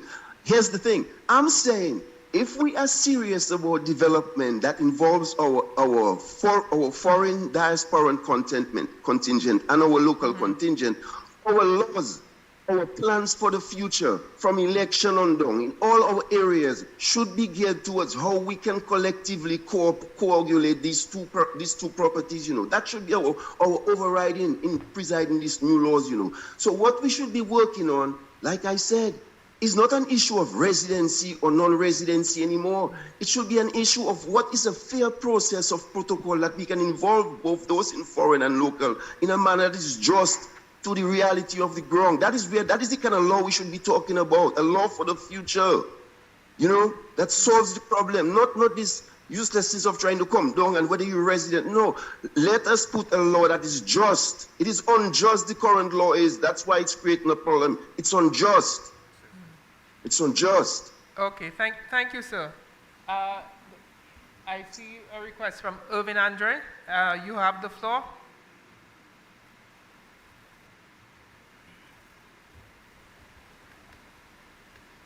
Can you go ahead? Hello? Can you go ahead, please, sir? All right, good evening. Good evening to your listeners. Good evening. Can you hear me? Yes, we can hear you loud and clear. Yes, you can good go evening ahead. to those present. Good evening to your listeners at home and abroad. Good evening to members of the Electoral Commission who appears to be conspicuous by their absence. Let me state my position very clearly on this central issue as to who should be eligible to vote. I agree with the legislation to the extent that it says if you are absent from Dominica for more than 5 years, your name should be deleted from that list. I agree with that position for a number of reasons. It's a position which is reflected in the legislation of many Caribbean, virtually all English-speaking Caribbean countries. For example, most of these countries have legislation analogous to what is established in Barbados, which basically suggests that a person registered pursuant to the legislation, and specifically the legislation is the Representation of the People Act, shall remain registered unless and until his name is deleted from the register because A, he has died, B, an objection to his registration has been allowed, or C, not being a foreign service elector, he has been absent from Barbados for a period exceeding 5 years. That is the lay of the land. That is what has governed elections in the Eastern Caribbean for many years. In my view, that is what should prevail. Here's another reason. Here's another reason why I disagree totally with what Sir Byron is proposing. In fact, I'll give you two more. One, in November of 2019, the Deputy U.S. Permanent Representative Alex Ludwig, in a statement to the OAS Permanent Council, indicated that the joint OAS, CARICOM, and Commonwealth mission to Dominica in August of 2019 identified 3 central areas of concern with respect to free and fair elections. First, removal of deceased persons and ineligible voters from the current electoral list. 2, issuance of photo ID cards to electors to facilitate more accurate identification and at the polls. And 3, removal from the current electoral list of all diaspora voters who are ineligible to vote by virtue of being out of the country for more than 5 years. And Mr. Ludwig concluded, sadly, the government of Dominica rejected all these recommendations, and the question must be asked, why? Why reject something which has been tried and tested throughout the Caribbean for a number of years? Well, there is why, and we've heard those views expressed this evening. One of your callers, for example, Madam Chairperson, has indicated that, quote, well, let me paraphrase what he said a few callers ago, that there is nothing wrong. There is nothing wrong in a candidate or party assisting their supporters in transportation to Dominica. Well, why such assistance? The only reasonable conclusion is such assistance is being given at elections time to enable that person to vote for the candidate or his or her party. That is the only rational conclusion for someone to assist, for a candidate to assist someone living in diaspora to come down during an election. One of your callers yesterday, your presenter, said there's nothing wrong with someone giving a friend a ride. Oh, geez, how gullible do you think Dominicans can be? The attempt to do that at elections time is for one purpose only, and we know it. We know it very, very clearly. They're saying it's not an offense. Mr. Byron, in his own report, said under the Hillsbury laws of England, it is an offense, as the chairperson has indicated, if giving someone, paying for someone's transportation is for a corrupt purpose, i.e., either to enable or to entice or to facilitate that person to vote for you or your party, or to enable that person to have that person refrain from voting. The evidence is clear, the law is clear, but we are seeing a revision. We are hearing a revision of the legislation with respect to the offense of bribery. That is fundamentally wrong. During these hearings, Madam Chairperson, many of your presenters have spoken about disenfranchising. Zed referred to it. You don't want to disenfranchise the voters in the diaspora. And Zed, in my respectful view, is entirely correct. What about the voters living ordinarily resident in Dominica being disenfranchised? Their votes being diluted. Diluted because you have hundreds of persons in the diaspora, many of whom who've been abroad for 10, 15, 20, 25 years, having the ability to come to Dominica, courtesy of a free ticket, vote, and to go right back. I can tell you what the reason is, because it's the same reason that justifies why in other Eastern Caribbean countries you have that stipulation. Persons who have been away from the jurisdiction for 5 years should be removed from the voters list. It is to preserve the integrity of the vote. It is to enable those who live in Dominica, those who have to deal with the administrations and the hardships engendered by that vote, should have the benefit of choosing which political entity should in fact win the polls. It is why, furthermore, in November 2018, the then Attorney General of St. Kitts, a gentleman by the name of Mr. Byron. Somebody told me that he and Sir Byron are two sisters' children, but somebody told me that's not true. They are brothers. He recommended that the legislation should be changed to ensure that only St. Kitts ordinarily residents in St. Kitts and Nevis at the time of the elections should have the right to vote. And you know why he did this? According to a newspaper report that I'm looking at as we speak, he said, why should 20% of the voting public living abroad should have the untrammeled discretion to decide an election and go back the next day after election? It is patently unfair. So when we speak about disenfranchising voters abroad, in my view, that is the wrong narrative. And for one of your callers to say, for example, income tax is an asinine thing I have heard, how naive, how uninformed. And this person lives in the States. In 1763, the Americans fought a war with the British because they were forced to pay taxes without representation. In 1893, the British killed 4 people from La Plaine and injured many others because the La Plaine people were rebelling against having to pay taxes without representation. Today, in 2023, persons in the diaspora are insisting that they should vote despite the fact that they pay no income taxes. That is patently wrong. That is disenfranchising the people who are ordinarily resident in Dominica. But I don't want to take too much of your time. I can go on. What about, for example, the proposal with respect to campaign finance reforms? In principle, Sir Byron is correct. It needs to be reformed. And the fact that he tried to impose limits is a right thing. It's a thing in the right direction. But in my respectful view, there are 2 fatal flaws with what he is proposing.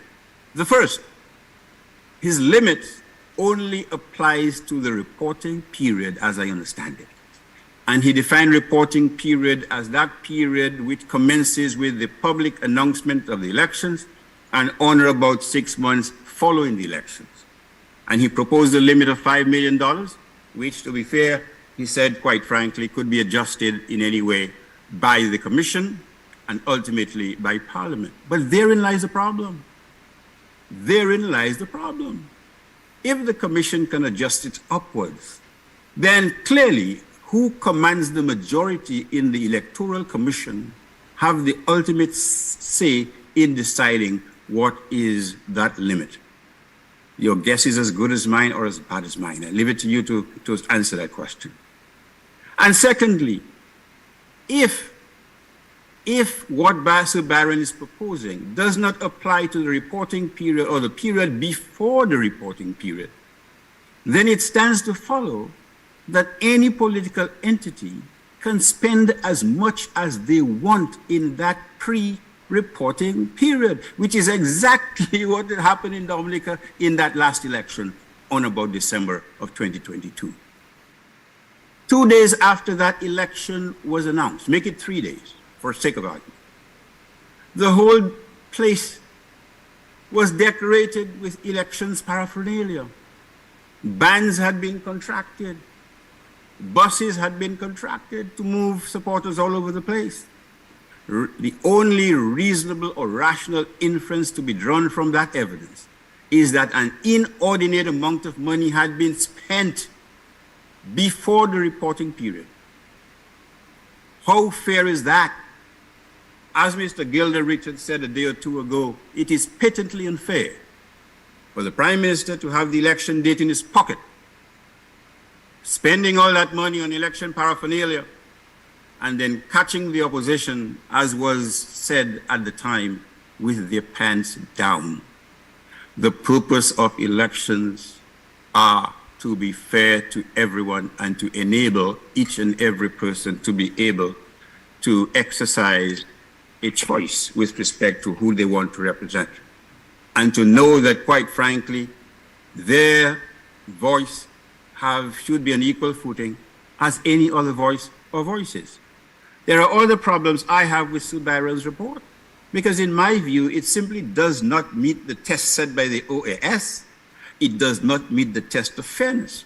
And despite all the protestations we've heard about disenfranchising voters, as Zed says so eloquently, we are not concerned about disenfranchising the most important block of voters, those who reside in Dominica. Let me end, because I don't want to dominate this discourse, by just borrowing a phrase or paraphrasing a phrase from Psalm 23, verse 6. Goodness and mercy, hopefully, will flow or will follow those who dream of a democratic Dominica. And let all of them dwell in a house built on a foundation of equality, rule of law, and freedom from political victimization forever. Madam, I thank you for indulging me, and I thank everyone for listening. Thank you very much.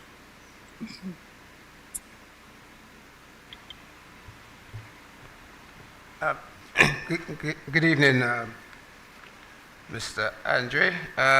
Just in relation to the number of points that you raised, but I think it might be useful for the conversation for us to clarify a few. For example, you referred to bribery and indicated that certain events that you outlined constitute bribery. But I think if I heard you correctly, you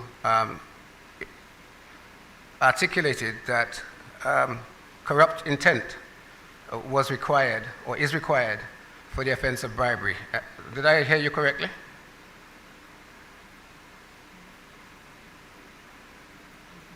All right. Well, the point that I want to make is that I agree with that. Sorry, I haven't finished. You asked me if that's what I meant. Apologies. And I was unmuted. Just apologies. I'm going to respond if I may. Sorry, yes, go ahead.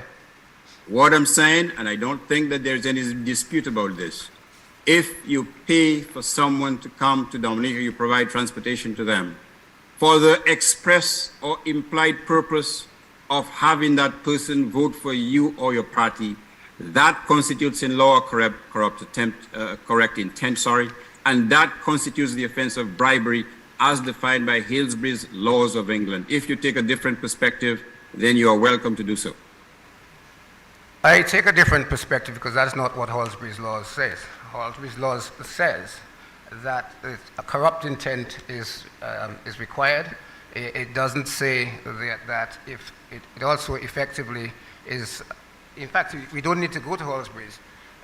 We can use the existing legislation, the House of Assembly Elections Act, Chapter 201 of the existing laws. Section 55 defines bribery. Definition of bribery is the shoulder note. And it is very clear that it's the same definition that is in Halsbury's. The following persons shall be deemed guilty of bribery within the meaning of this act. A, every person who directly or indirectly, by himself or by any other person on his behalf, gives, lends, or agrees to give or lend, or offers promises to procure or to endeavor to procure any money or valuable consideration to or for any elector, or to or for any person on behalf of any elector, or to or for any other person, etc., or corruptly does any such act as mentioned above on account of any elector having voted or refrained from voting at any election. That's one. Then you have B, which deals with a person who directly or indirectly gives or procures or endeavors to procure any office and such like. Again, or corruptly does any such act as mentioned above on account of any elector having voted or refrained from voting. That is the nub of it.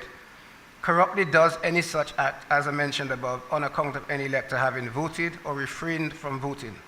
That is this provision goes way back to the English laws, and it goes back to most of the cases are Irish cases, and there are cases, and I can provide them to you at a subsequent point, which deals with the specific issue of paying for transportation. In that context, it is paying for a train ticket from point A to point B. And it actually provides that the payment of a ticket is not bribery, nor is it treating. It is not an offense. However, unless you do so with the intent of corruptly influencing the person's vote. However, if you provide expenses, as I see the legislation, as I see the case law, then that's a different matter. But the ticket, the traveling, is not an offense as far as the law goes. And that well, I hope I get a chance to respond, Madam Moderator. All right. Let me just before you respond, because I don't want to come back with a back and forth. Just also in terms of the residency point that you are making, as I understand it, you are communicating with us from Canada, or at least if you are not, you have connections there, as I understand it. You talked about Barbados, you talked about other jurisdictions in the OECS in terms of the 5-year requirement, residency requirement, and I agree with you that most, if not all, of the jurisdictions in the OECS, and perhaps in the wider Caribbean, but certainly the OECS, have similar provisions in respect to the 5-year rule. But Canada, another Commonwealth country, also had that same 5-year provision. And I would hope that you're aware that the Supreme Court case in Canada of Frank, a 2018 case, deemed that that is unconstitutional and overturned that 5-year provision. And therefore, the situation as it exists in Canada now is, as I understand it, that there is no longer that restriction on a person who is registered and a citizen. So every citizen of Canada, just as every citizen of the United States, can vote in an election in Canada. If they've been out of Canada for 20 years, so if you leave Canada and you spend 20 years or 15 years or whatever it is outside of Canada, and you will tell me if that's wrong, if you go to Canada, you can go and vote in elections in Canada. I suspect that's right, is it not? So why would, so if we're going to give factual and legal information to the people, I think we need to give it completely. The issue is there is a legitimate issue to debate as to whether people who are outside of Dominica should be restricted in their right to vote. That's a legitimate issue, and different people will have different views. We have to let all ideas contend, and then we will decide on which side of the line we come down. But we have to do so with people having all of the facts in relation to those matters. So I hope I am given an opportunity. My last point is, I'm going to pause now. My last point is the point in relation to St. Kitts and the former Attorney General. I don't know that we should really be in these situations relying on the view or recommendation of an Attorney General in one state, because it may well be that the Attorney General of Antigua or the Attorney General of Barbados or the Attorney General of Dominica or the Attorney General of St. Lucia has a different view as to what should prevail. The reality is that there are different views and everybody will express theirs. There are several other issues, but I think, the final one that I think I should say is that the issue of the date of elections and the Prime Minister being able to determine that is a provision, as far as I'm aware, in all Commonwealth countries. I'm not aware of any country that it's been changed in. It may have been, but the starting point would have been, as it is in the UK, the Westminster, where our legislation originated from, that the Prime Minister, it doesn't matter, whichever Prime Minister who is in office at the time, determines the date of the election. So there's nothing, that is what happens throughout the system. So it's a bit of cherry picking to want to accept some things that are in other jurisdictions, but not others, those that we don't like. I think we have to be more consistent. Madam Moderator, you're going to give me an opportunity to respond? Go right ahead, sir. All right. Well, let me start with the points raised by the Attorney General. With respect to his definition of corrupting influence and the cases he referred to, he is simply flat out wrong. The fact of the matter is the cases state that if you pay the airfare or seafare of someone to come to vote with the intention of having that person vote for you or your party or refrain from voting, that constitutes the offense of bribery. So Arlene expressed that in a DNA article, DNO, I believe, on about 2012. For his interpretation, Mr. Levi Peters' interpretation of Hillsbury, quite frankly, would not stand the light of day in any court of law. He is just plain and flat out wrong on this. With respect to the Arab versus Frank decision, he knows very well I know about the case because we debated it a few months ago. And I pointed it out to him that the facts of that case are totally different. These Canadians were snowbirds. They lived in Canada and only spent the winter in Florida. And furthermore, they paid their own passage to the States, which is not what's happening here. You just have to count the number of planes on the tarmac at the Charles Douglas Airport in 2019, some 19 of them. And with respect to him saying, I couldn't rely on the opinions of the Attorney Generals, Mr. Levi Peter, virtually all of the islands have that stipulation in their legislation. That is to say, if you are out of the country for more than 5 years, your name should be deleted. That is what their legislation states. There has been no attempt, whether in Jamaica, whether in Trinidad, whether in St. Lucia, whether in St. Vincent, to change that legislation. So to suggest that I'm cherry picking, no, I'm not cherry picking at all. I'm looking at what obtains in the Eastern Caribbean, and what obtains is there and clear for anyone who wants to see it. If you don't want to see it, Mr. Peters, as my mother would say, Zafe Dosa. Thank you, Madam Moderator. I appreciate your indulgence, irrespective of the fact that my views may be somewhat contrary, but I thank you for the courtesy. Thank you very much. Can I just ask you one question before you leave, please? You can ask me too. Right.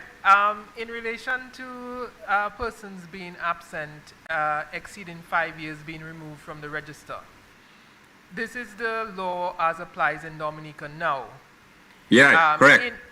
In Sir Dennis's report, he's suggesting that there has been some concern about how you interpret absence. And as such, he was seeking to introduce in the recommendations that he made that absence should connote that you have not been in Dominica for a period of either 90 or 50 days so that you can determine whether you've been absent in excess of 5 years. Are you in agreement with that suggestion? Or because I think it has been interpreted before that absence from Dominica in excess of 5 years can be interrupted by you coming back, whether it's for a day, 2 days, that would interrupt it. He is suggesting that that period should be 90 days or 50 days. I just wanted to get your feedback in relation to that. How do you see the interpretation of absence exceeding five years? Let me give you my view, and I appreciate that it's not the view that you heard this evening, but reasonable people can disagree. I have my opinion based on the reality in the Eastern Caribbean, and that's what I'm going to stick to. In my view, resident should be defined or should be given its ordinary dictionary term, meaning ordinarily resident. You live there, you're domiciled there, that's where you come back home after work. No, I'm not speaking on the ordinary resident point. It says you've been What point are you talking about? You've been absent from the country in excess of 5 years. It doesn't really it doesn't speak to residents. It says that you've been absent in excess of 5 years. Right. My view is if you've been absent out of Dominica, in my view, and that's just my view, it means that you have not resided in Dominica for 5 years. And in my view, it means that if you visit Dominica within, whether it's that 5 years, to visit your family, to take a sea bath, to eat some grafted mangoes, in my view, that should not count in the assessment as to whether or not you've resided in Dominica for 5 years. 5 years or not resident in Dominica means exactly, in my respectful view, what it suggests. the common sense meaning of the phrase, that you have not resided in Dominica for 5 years. That's my view. You may have a different view. I respect your view, but I'm telling you that's my view, but not just my view. That apparently is the view taken by a number of islands in the Eastern Caribbean, including Jamaica. So that's my view. I wish I could help you any further, Madam Moderator, but I can't. But once again, I thank you for your indulgence. Thank you for expressing your view. So I would like to give the floor now to Angela Sylvester.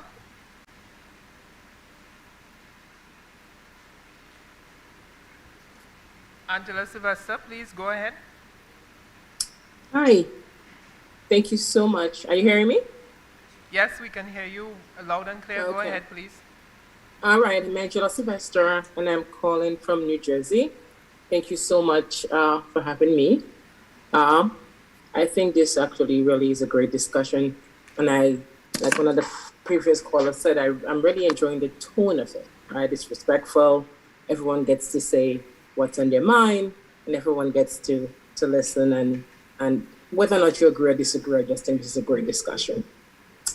My question was, I listened to, I think the last night or the one before, and I'm trying to figure out all the noise around the vote, the bloated voters list, and all the talk of dead people. Sorry, being on Ms. the list. Sylvester, we're having a little difficulty hearing you. I don't know if you can adjust your microphone so we can hear you more clearly. Is it better? This is better, yes. Go ahead. Okay, great, thank you. So my question is, I'm sorry if you hear my dogs in the background, so I apologize for that. My question is, what is the process for someone who has died in the diaspora, for instance? What is the process? Because I seem to recall that there are a number of relatives I know who passed in the last few years, but some of them as far back as 10 years, and their names still on the list. So I think it's not clear to many people what is the process to get those names off the list. Who do you have to report that information to so that they don't keep showing up on the list election after election cycle? So that I wasn't sure after listening to a few of the sessions. So I'm not sure if you can expound a little bit on that. My next point is, of course, the voters registration. I'm for confirmation. I don't think you should take people off the list and then start from scratch. I think you should confirm those who want to stay on the list. Somehow the talk is that when you leave Dominica, you are no longer a real Dominican. Some Dominicans, some of us who leave Dominica are more Dominicans than people who, we care more about Dominica than some people who live at home. We stay tuned. As a matter of fact, some people can even tell you what's happening in Dominica before the people who live there, right? So we're very much in tune with Dominica. So I don't think our name should be taken off the list.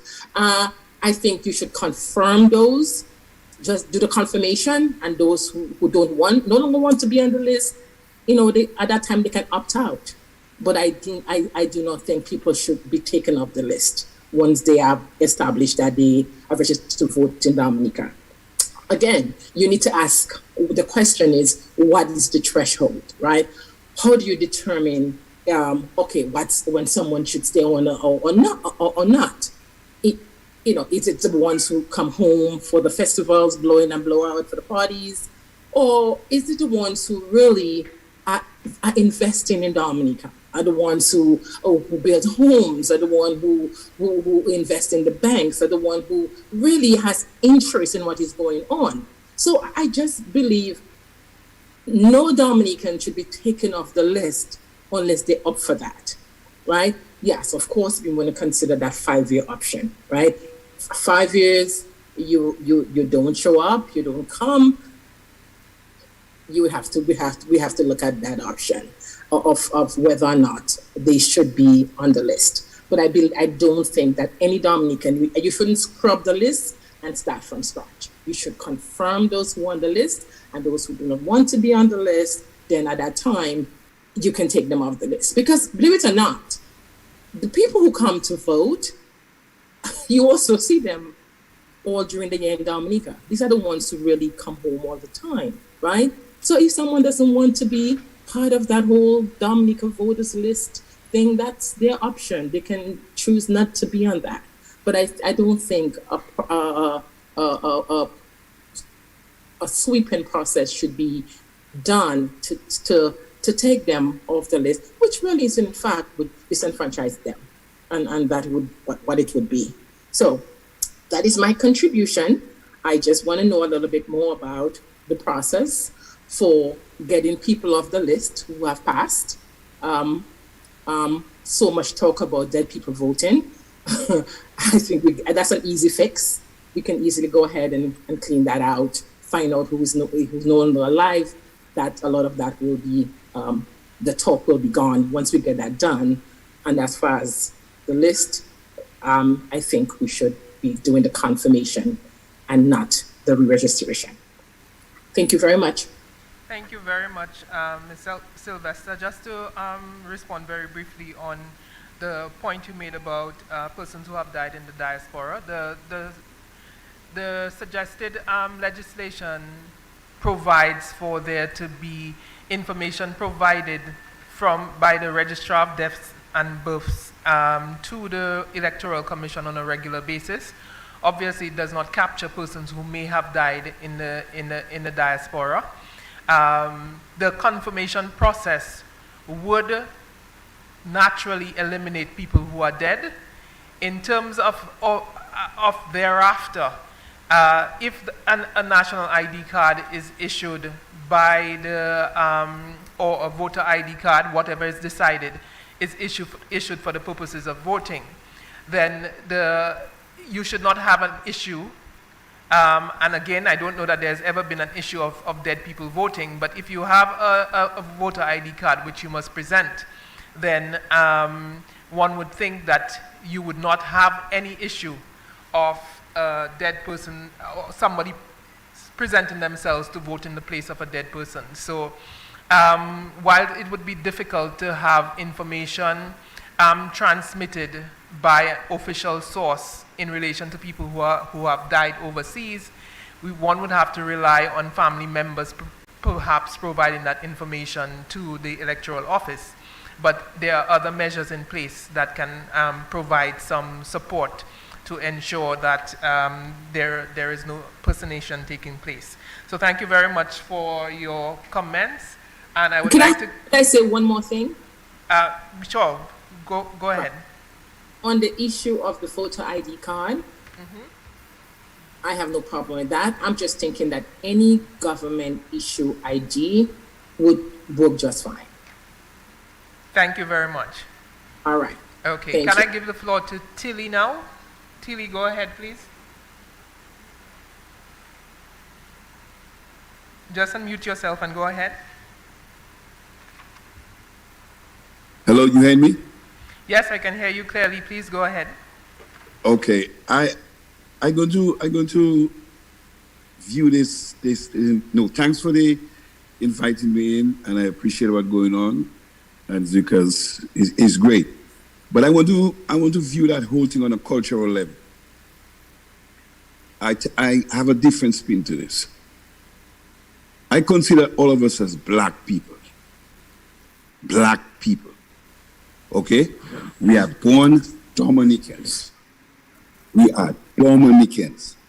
We never lose our heritage. We never lose that when we go to foreign, we are half Dominicans. We are always Dominicans where we go. And I find it's very strange for a set of Dominicans to be trying to divide the country by figuring that because we have the ability to go to foreign and do better for ourselves and send back remissions, we are half Dominicans and we don't have the right to vote. To me, that is wrong. And I want to make it categorically clear to the government and whoever is in power to wipe that 5-year business out. Because it doesn't make no sense. Because here is it, the white man in America, the white man in England, and the white man in Canada has realized he cannot leave his nest outside there, loose. He wants to bring back all his white people together with him. Just take, for example, Trump. Just take for the love of how the white people love Trump. They love Trump because Trump come and bring in some whiteism in them and give them a strength, okay? And make them realize that all the people that coming into the America is you, America is white. That's why he's so popular.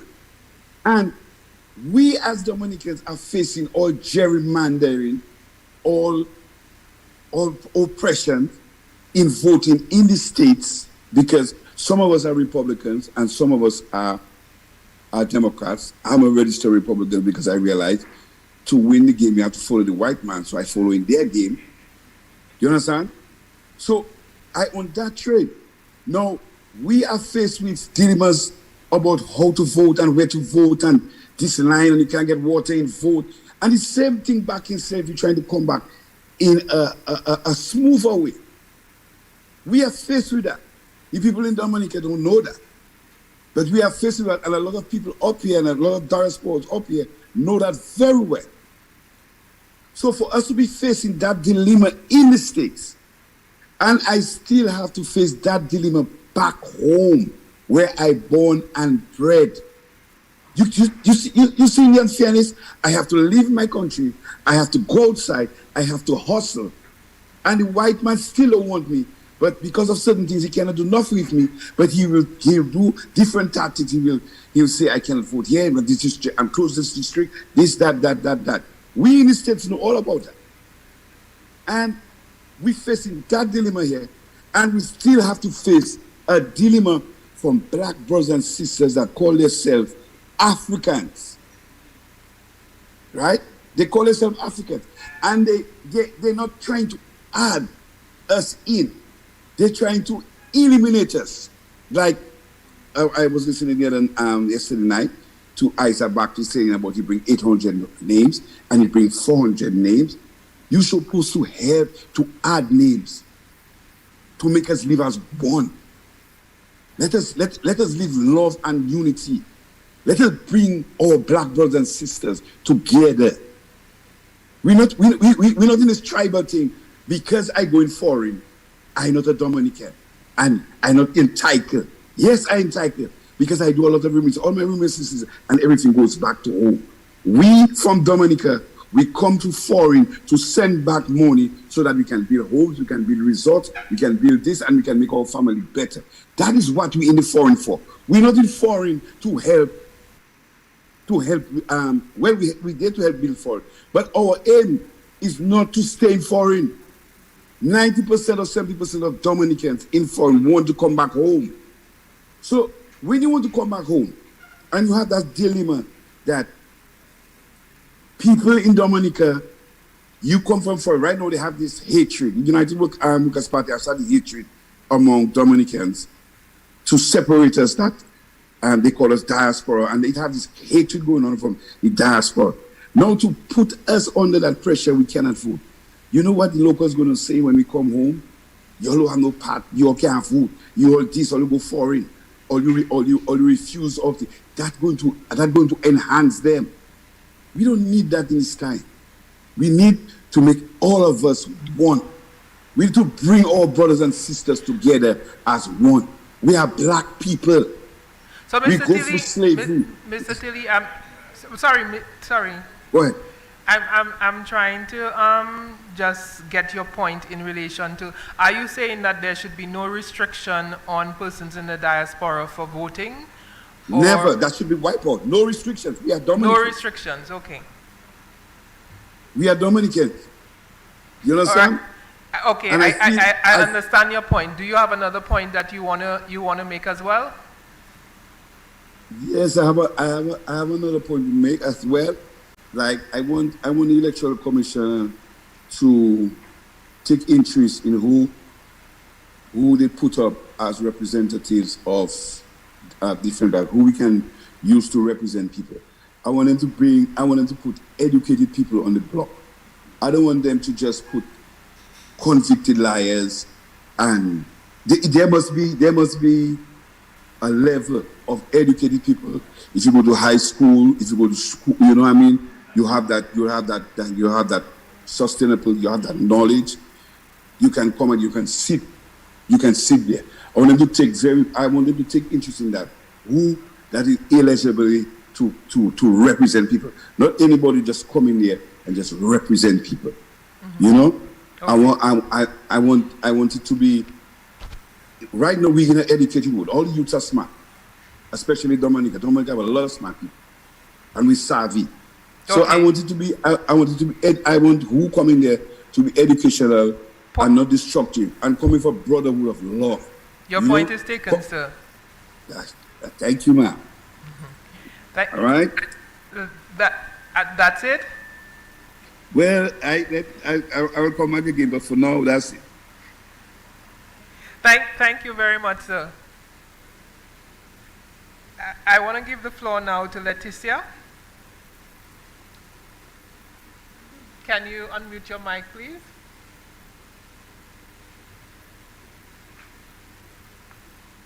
Okay, go ahead, please.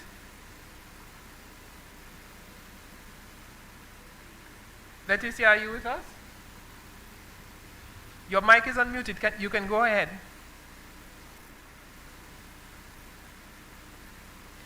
We can't hear you. Just a moment. Okay. I can't get my camera. I think there seems to be a technical difficulty with the camera, but you can go ahead. We can hear you very well.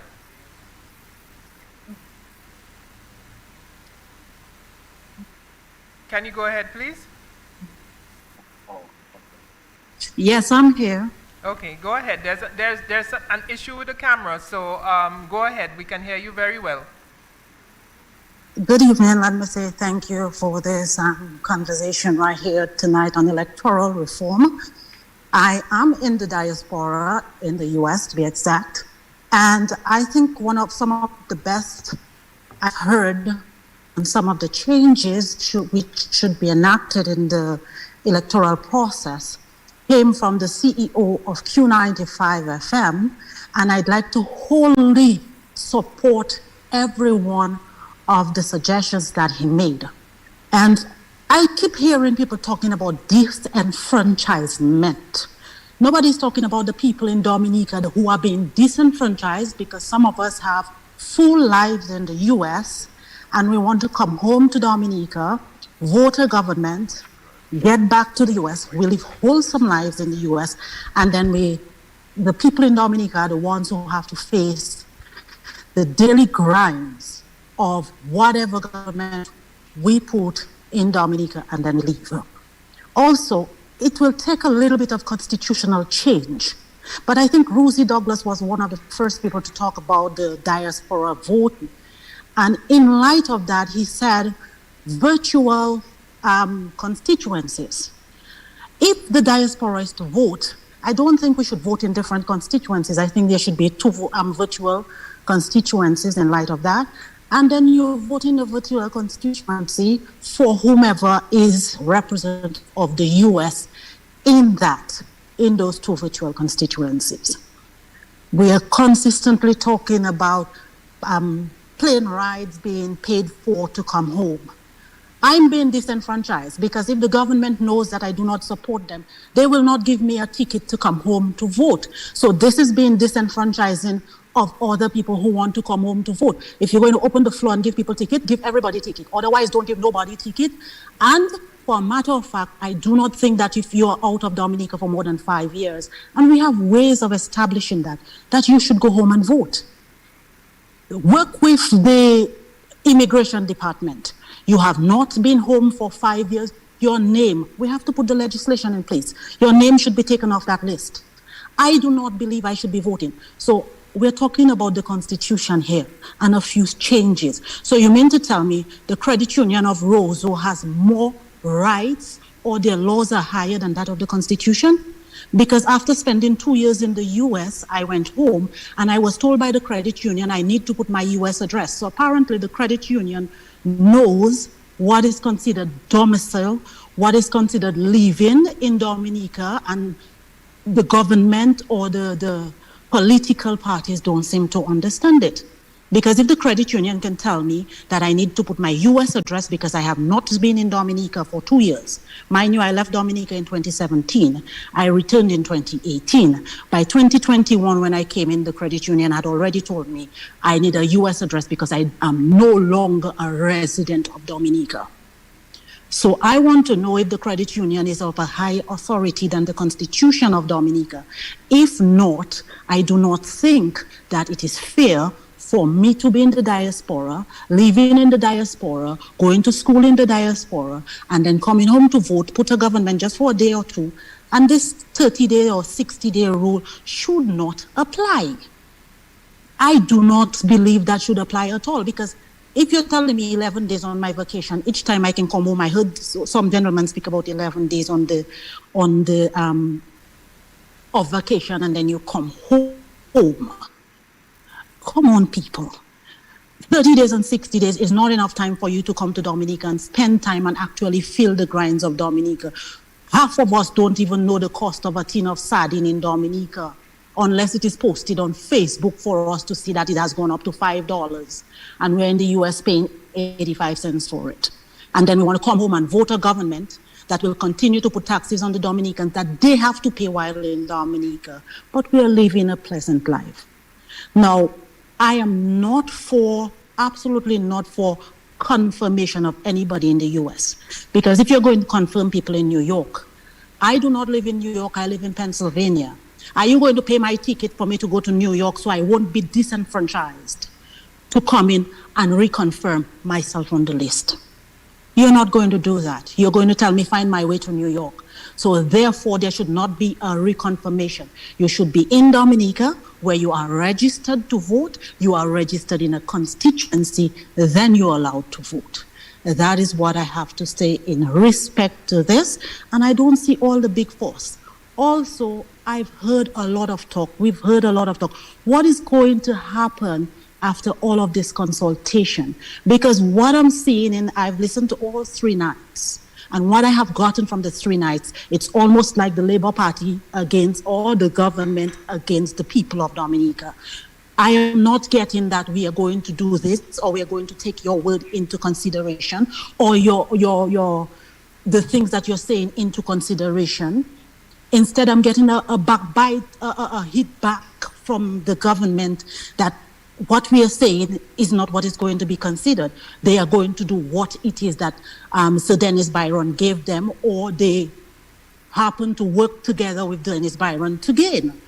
And I don't think it is fair. I want to know where all of this consultation is going to go. Are you going to take into consideration the will of the people of Dominica?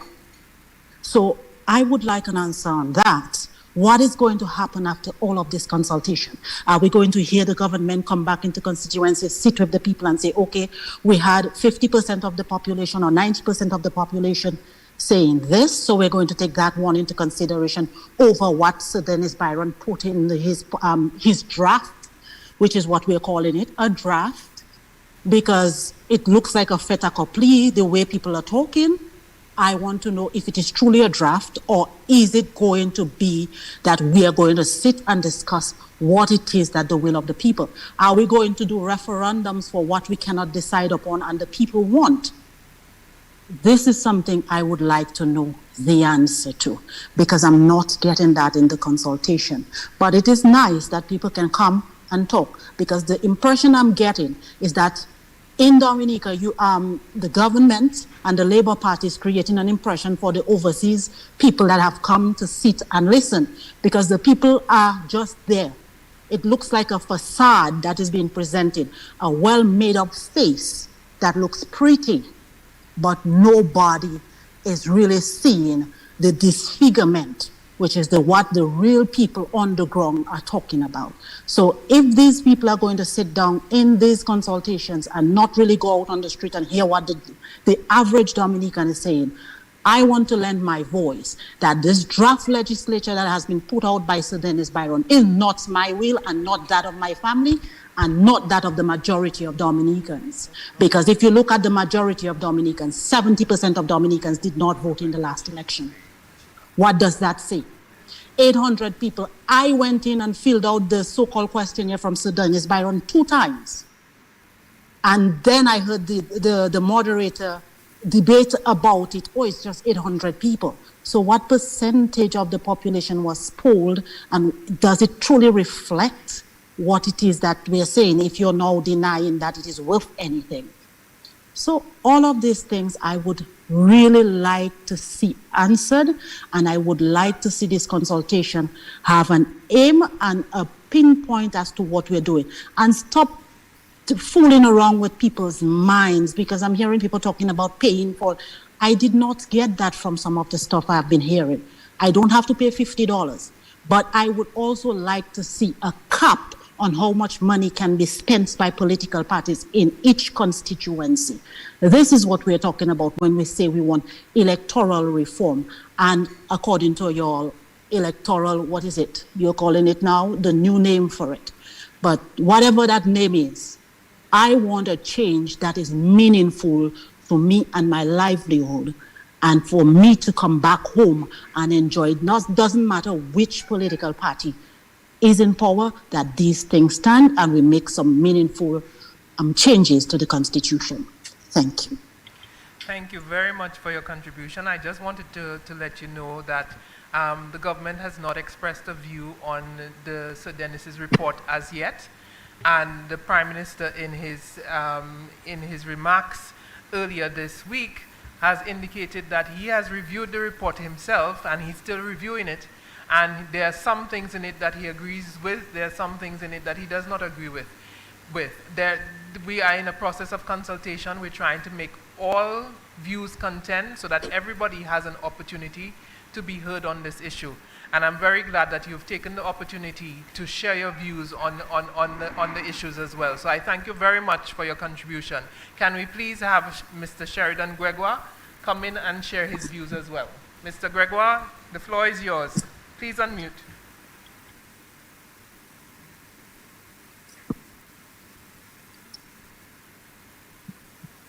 Were you there today? You worked today? Yeah. You don't need your receipt? Sorry, Mr. Gregoire, can you unmute, please? And share your contribution.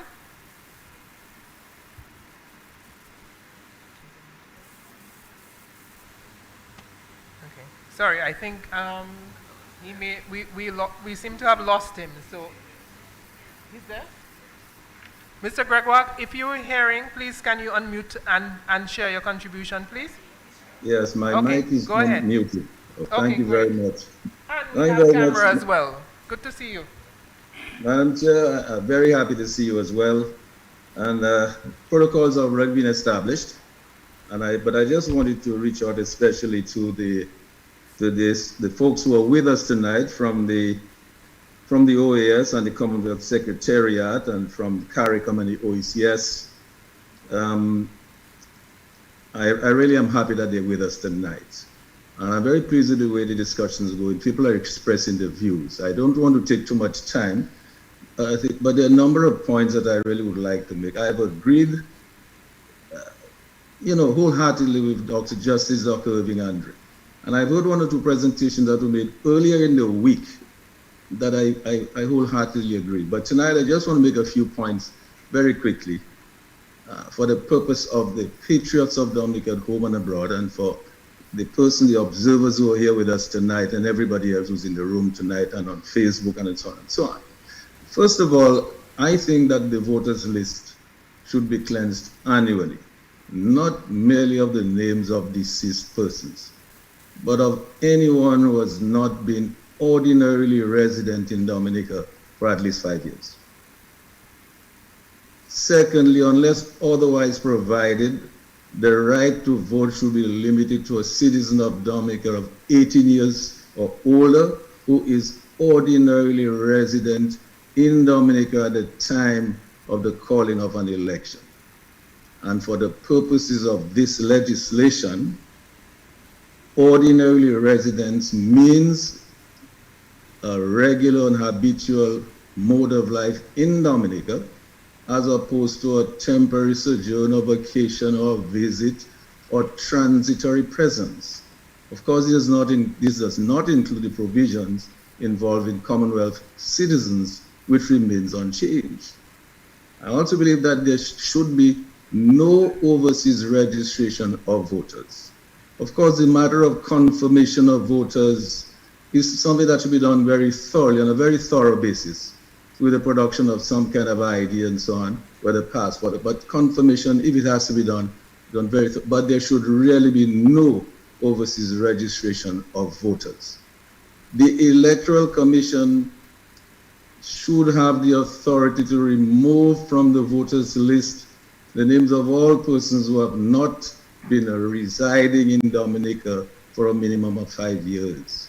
And Madam Chair, I really don't understand why the Electoral Commission has had so much problem removing dead people's name from the list. It seems to me after how many years that should have been done already. Now, on the day of elections, it has to be an offense for an election officer to ask a voter for his or her ballot before the voter places the ballot into the ballot box, or for any official, any party handler or others to intimidate a voter with the threat that they will know which political party he or she voted for. I mean, this really is unthinkable. Like, why you want to fool people to make them feel that you know what they're going to vote for? You cannot know what they vote for. You have no right to ask them to show you their ballot before you put it in the box. There should be fixed limits on campaign spending, not merely during a reporting period, but also during the 6 months period preceding such a period. Spending in each constituent, that is my recommendation. Spending in each constituency by a candidate of the political party should be limited to no more than $100 per person living in that constituency. Some people might misconstrue that to mean you're trying to tell people they must pay 100. That's not so. Nobody should be asked to pay anything at all. But I'm saying the equivalent of what you should raise. This is a very small country and you have some small constituencies. Why do you need millions of dollars to spend in a thing? And usually, there's only 30 days notice after the election date is called 30 days. You're going to spend $20 million in 30 days? It's unthinkable. So we have to find a cap on this thing here. Now, Madam Chair, the breach of any provision of the legislation governing elections in Dominica should be punishable by a fine or custody or in appropriate circumstances, disqualification from contesting future elections. All eligible voters in Dominica should be issued with voter identification cards. The voter identification cards shall contain the name, the address, the voter number, biometric data, could be fingerprints or facial recognition or something, but it has to have the specific information on it. Voting in more than one constituency by a voter during an election shall be an offense punishable by a term of imprisonment. This, of course, is something that was not mentioned by Sir Dennis Byron in his draft laws and regulation, but it should be. The payment of air or sea transport for a person ordinarily resident abroad with the express or implied intention of having that person vote for a candidate of his or her party or to refrain from voting, this must constitute an offense of bribery, punishable by a fine, by custody, a term of imprisonment, or where appropriate, disqualification from contesting future election or elections. This matter was acknowledged and flagged in Dennis Byron's report, but unfortunately it is completely omitted in the draft laws and regulations that he presented. The payment of overseas or foreign entertainers, not local, overseas or foreign, by a candidate or political party to provide entertainment during an election with the express or implied intention of persuading voters to vote for the candidate or his party, his or her party, or to refrain from voting, must constitute the offense of treating, which is punishable by a fine, a term of imprisonment, or where appropriate, disqualification from contesting future elections.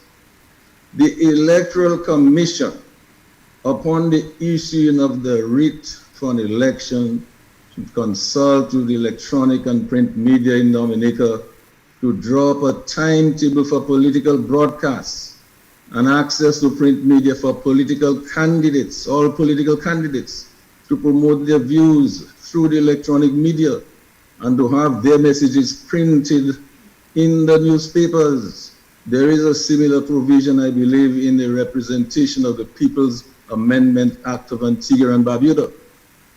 All parties, Madam Chair, contesting a general election should have equal access to state and privately owned radio stations during the reporting period of an election, and they shall have free access to state-owned radio stations, right? Equal access to all, but free access to state-owned radio stations, all of them.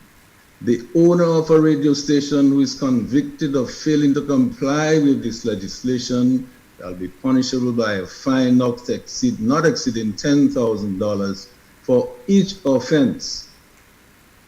A fixed amount of money shall annually be allocated to the Electoral Commission by the government of Dominica to enable it to exercise its duties and responsibilities as recommended by the Electoral Commission, to be disbursed to the Commission within a period not exceeding 60 days after the national budget address has been delivered in the Parliament. So Byron did in fact make some reference to this issue. The political leader of each political party contesting an election shall engage in at least 3 debates prior to the election. There is no mention of this in Sir Byron's report, but Madam Chair, the people must know what are the programs and the strategies and plans of these people. They have to be able to tell them that they should debate. They do it in many countries, most countries. Each candidate of the parties contesting general election who is not a political leader must engage in at least 1 debate with other candidates in the constituency he or she is seeking to represent during the reporting period of election. No mention of anything like that by Sir Byron. But the fact of the matter is, there's a time when Dominicans used to debate a lot. I'm hearing there's a young lady who is helping these kids in school now to do a lot of debating. That's great for the society, great for the future of those kids. The politicians must debate. Any candidate who wins an election as a representative of a political party and intends to switch to another political party, whether in government or in opposition, must resign as a parliamentarian and participate in the by-election to allow the electors to approve the decision to switch sides. Again, Sir Dennis Byron didn't think he should mention any of this in his report. And Madam Chair, if only one candidate is nominated in a constituency to contest an election on nomination day, the Electoral Commission shall extend the nomination process by a further 7 days, just to allow other persons the opportunity to be nominated. And if no other person is nominated by that date, that sole nominee shall be declared duly nominated unopposed.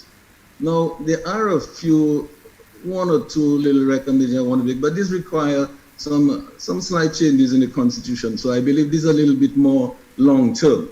But I certainly think that Dominicans who are ordinary residents overseas, who are 18 years of age or older, can vote in 2 virtual constituencies.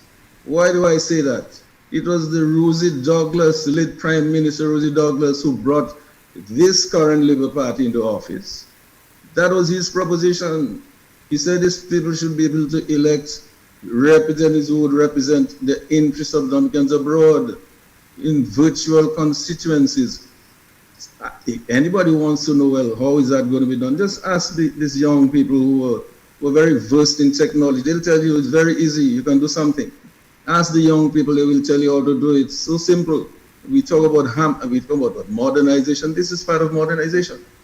General election shall be held on a fixed date every 5 years. This provision obviously involves a constitutional change, but it should be on a fixed date. This business of, yes, we know the Commonwealth countries, yes, they've all of that, but it's time for us to change that. We said we want to be modernizing, we want to be the thing everybody else wants to emulate in the Caribbean. Let's do that. Fixed date for election every 5 years. The Constitution should provide for a hybrid system of first past the post and one of the proportional representation as a counterweight against the concentration of power or the abuse of power by any prime minister and his or her party. A similar constitutional change was recommended by Honorable Justice Telford Georges in his 1999 Constitutional Review Report. We need to take a look at that. Too much power in the hands of one person. A special prosecutor should be appointed by an independent tribunal or body rather than the Attorney General. I love the Attorney General, but I'm saying a special prosecutor should be appointed by an independent tribunal or body rather than the AG to prosecute any violations of the election legislation. The Director of Public Prosecution shall have no jurisdiction to prosecute election offenses. There is no mention of this, of course, in Sir Dennis Byron's report. The Director of Public Prosecution should no longer have the authority to intervene in a prosecution involving the alleged violation of Dominica's election laws or to nully prosecute any case that is before the courts. Again, no mention of this in Sir Dennis Byron's report, despite the CCJ's suggestion of July 2022. The composition of the Electoral Commission shall be expanded to include an additional complement of 6 members. These additional members shall be nominated by civil society organizations, including but not limited to the business sector, the religious sector, the bar association, public sector services organizations, women's organizations, and local government. And these people shall be appointed by the President of Dominica. Again, Sir Byron did not mention anything like that in his report. And any member of the Electoral Commission who provides any service to the government of Dominica for consideration, other than being a member of the Commission, shall be disqualified from serving as a member of the Commission. For example, Madam Chair, we have 3 existing commissions that are citizens by investment agents. I do not think that is right. So, Madam Chair, I just want to conclude very shortly by saying we believe it is imperative to propose these changes as soon as possible. We know it required, these last few require some amendments to the Constitution, but it is worth considering and it's worth doing in order to ensure the integrity of Dominica's elections and to maintain free and fair elections in our country. Madam Chair, I believe that finally, when all is said and done, and that process is complete, and the illustrious people that we have with us, the observers, have done their work and made their recommendations, all the ideas are placed on the table, well recorded.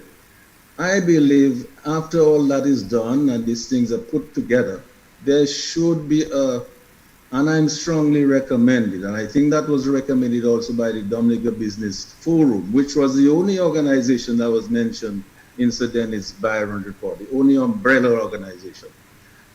And they should be included in a broad-based representative national committee that should be established to peruse and approve of the final draft electoral and campaign finance laws and regulations that are to be presented to the Electoral Commission, to the People's Attorney General, to the Political Directorate, to Sir Byron, all international observers and regional observers like the UN and OAS and CARICOM and OCS and Commonwealth Secretariat, among others. we should ensure that a national committee with broad-based representative of all those key groups that have been participating in the process, they should come together finally and review all of that. And I would like to get the comments and the observations from the observers on that final draft before the political directorate pass it to the Electoral Commission for the final comments, before it is returned to them and it is tabled in the Parliament for debate and for approval. Madam Chair, I want to thank you so much for giving me the opportunity to speak, and I hope that this consultation will in fact result in very modern electoral reform laws and regulations that meet with the satisfaction of the people of Dominica, that basically represent best practice among all of what we see happening in our neighboring countries, because many of them have already done that exercise successfully, and the evidence is there. They did it in a short space of time. We obviously spent a little bit of money, I think something like 650,000 or thereabouts, to Sir Byron.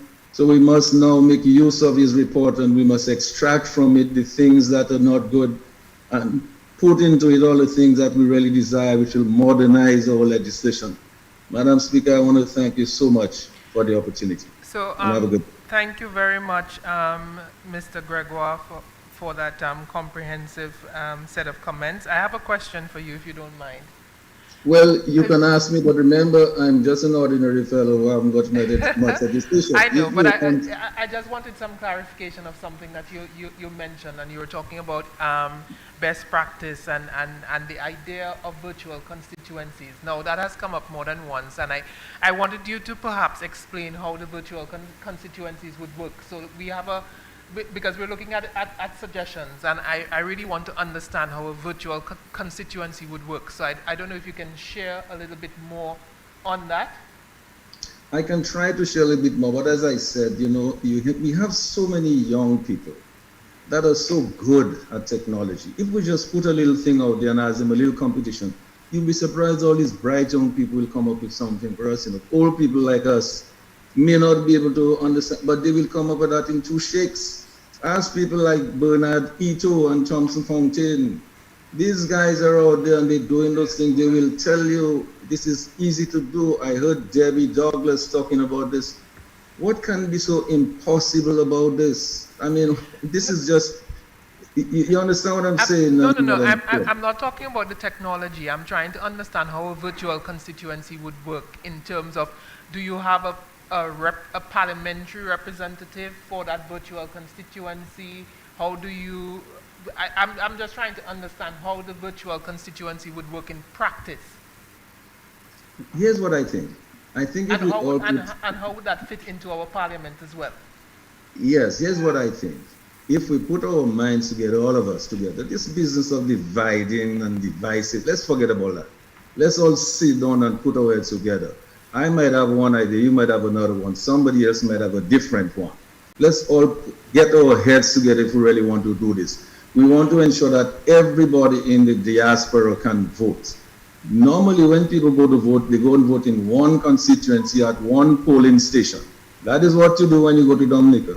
If you're in a virtual constituency, you have to just vote for one constituency, and that is what it is. It is simple as that. So if you have 2, then you find a way to separate by region or so on, so you have 2.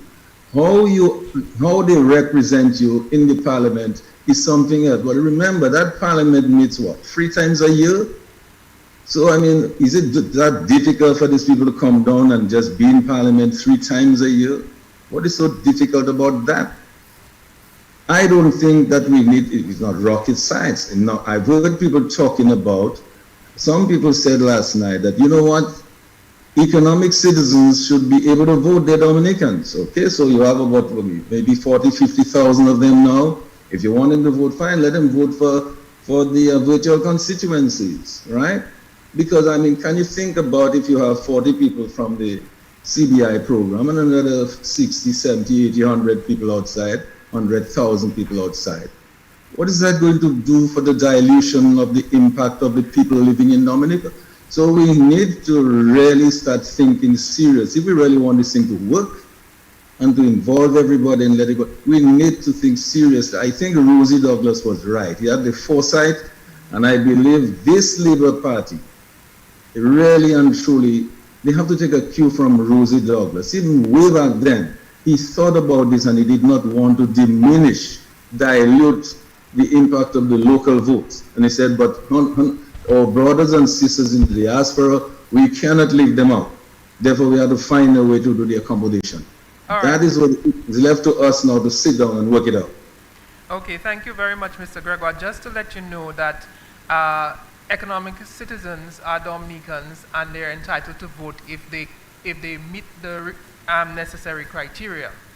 In order for them to meet the necessary criteria, they would have to be residing in a particular constituency in Dominica for at least 3 months in order for them to qualify to vote. So it's not as simple as saying that there are 40,000 economic citizens and they will have the right to vote.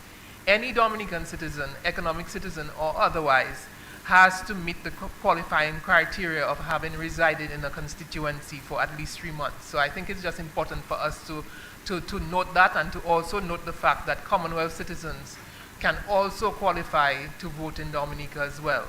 Well, yes, Madam Chair. I did note that when I come on the seat, but I'm not the one who said that the CBI person should vote, I was only quoting somebody I heard last night. No, I know that. I'm sorry, I was just providing some clarification. So thank you. I don't think they should vote at all. That's my view. Okay. They should not vote. All right. Thank you so much, yep. Mr. Gregoire. Thanks a lot. Thanks a lot, and good seeing you. All right. Thank you. Can we have Mr. Paul Alexander, please? Mr. Alexander, you have the floor.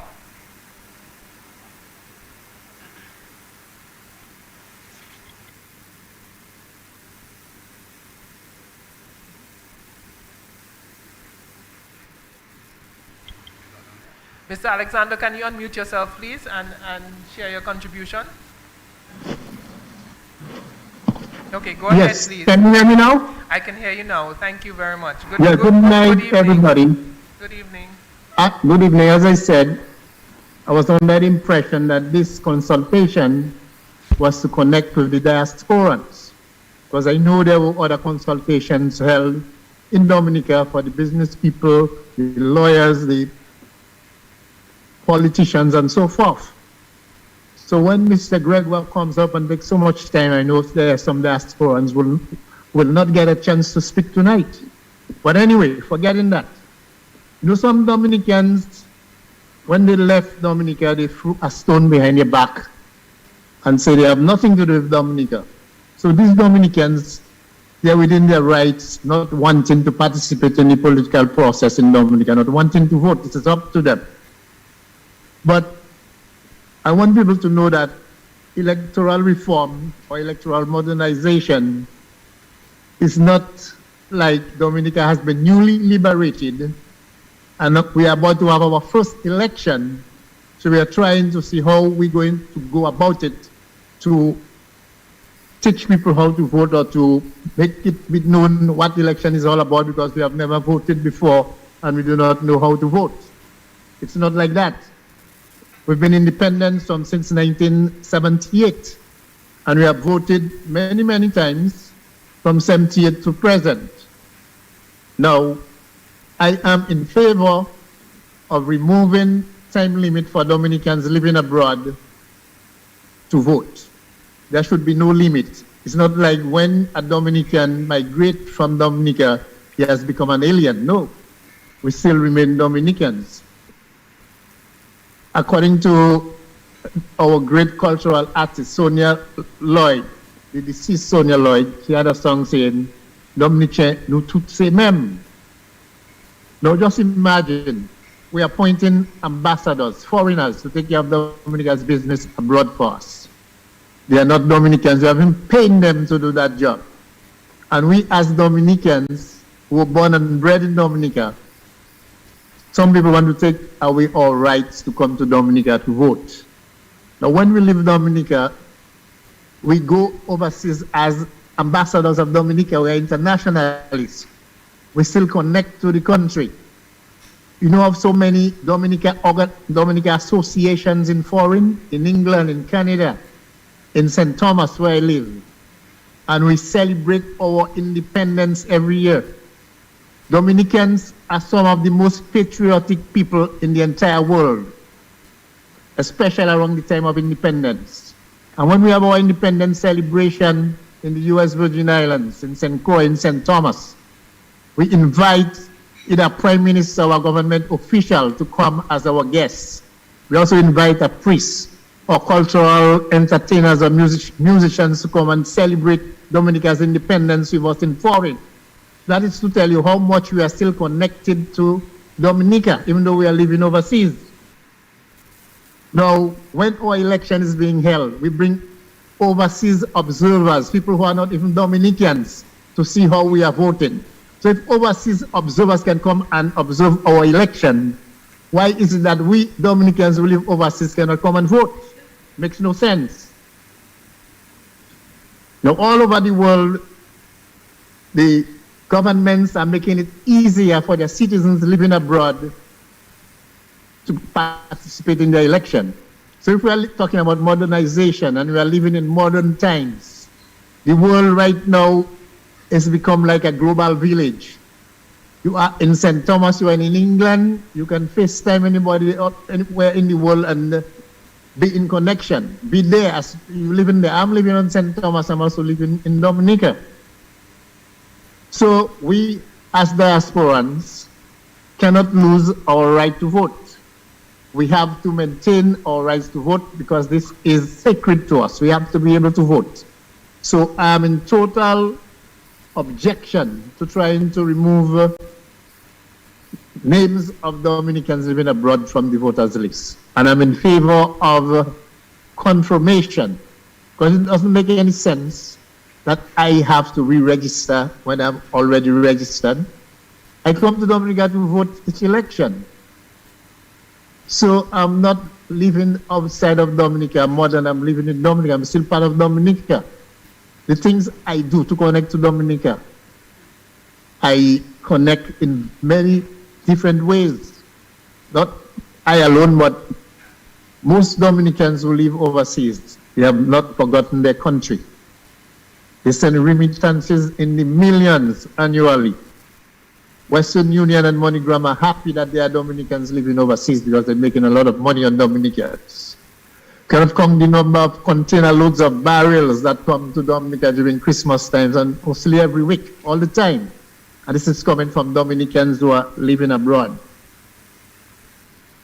So I will join the voices of the other diasporans who are in support of Dominicans living abroad, voting in Dominica. And there are some Dominicans in Dominica who don't even vote. While we are talking about disenfranchisement, and also there are some Dominicans, as I said, living overseas who are not interested in voting. But those of us who are interested, no one should stop us. We are not aliens when we migrate. We do not become aliens who live in space. So we are still Dominicans. We are connected. I wasn't talking about modernization. They're talking about campaign finance. But all the countries with campaign finance, on election day, there is still canvassing happening, like in St. Thomas, on the day of election. All the candidates, all the political parties, they still have their people by the polling station, maybe 100 feet away. As you're going in to vote, they're giving you your posters, your flyers, and tell you, don't forget me, vote for this, vote for me, vote for this party, vote for this party. When we're talking about modernization and campaign finance, we should also be talking about modernizing the entire thing. So when we talk about ID cards, in St. Thomas, Virgin Islands, where I vote, I have a voter ID card. But when you go to vote at the polling station, you are not asked for any voter ID card. They ask you for your name and your address. Now they put that in their database in their computer, and when you tell them the address where you reside and they see it's the same as what is in the computer, and you give them your name, you just tell you go and vote. But if they have a problem as not to show of the address you gave, then they're going to ask you for your voter's ID card.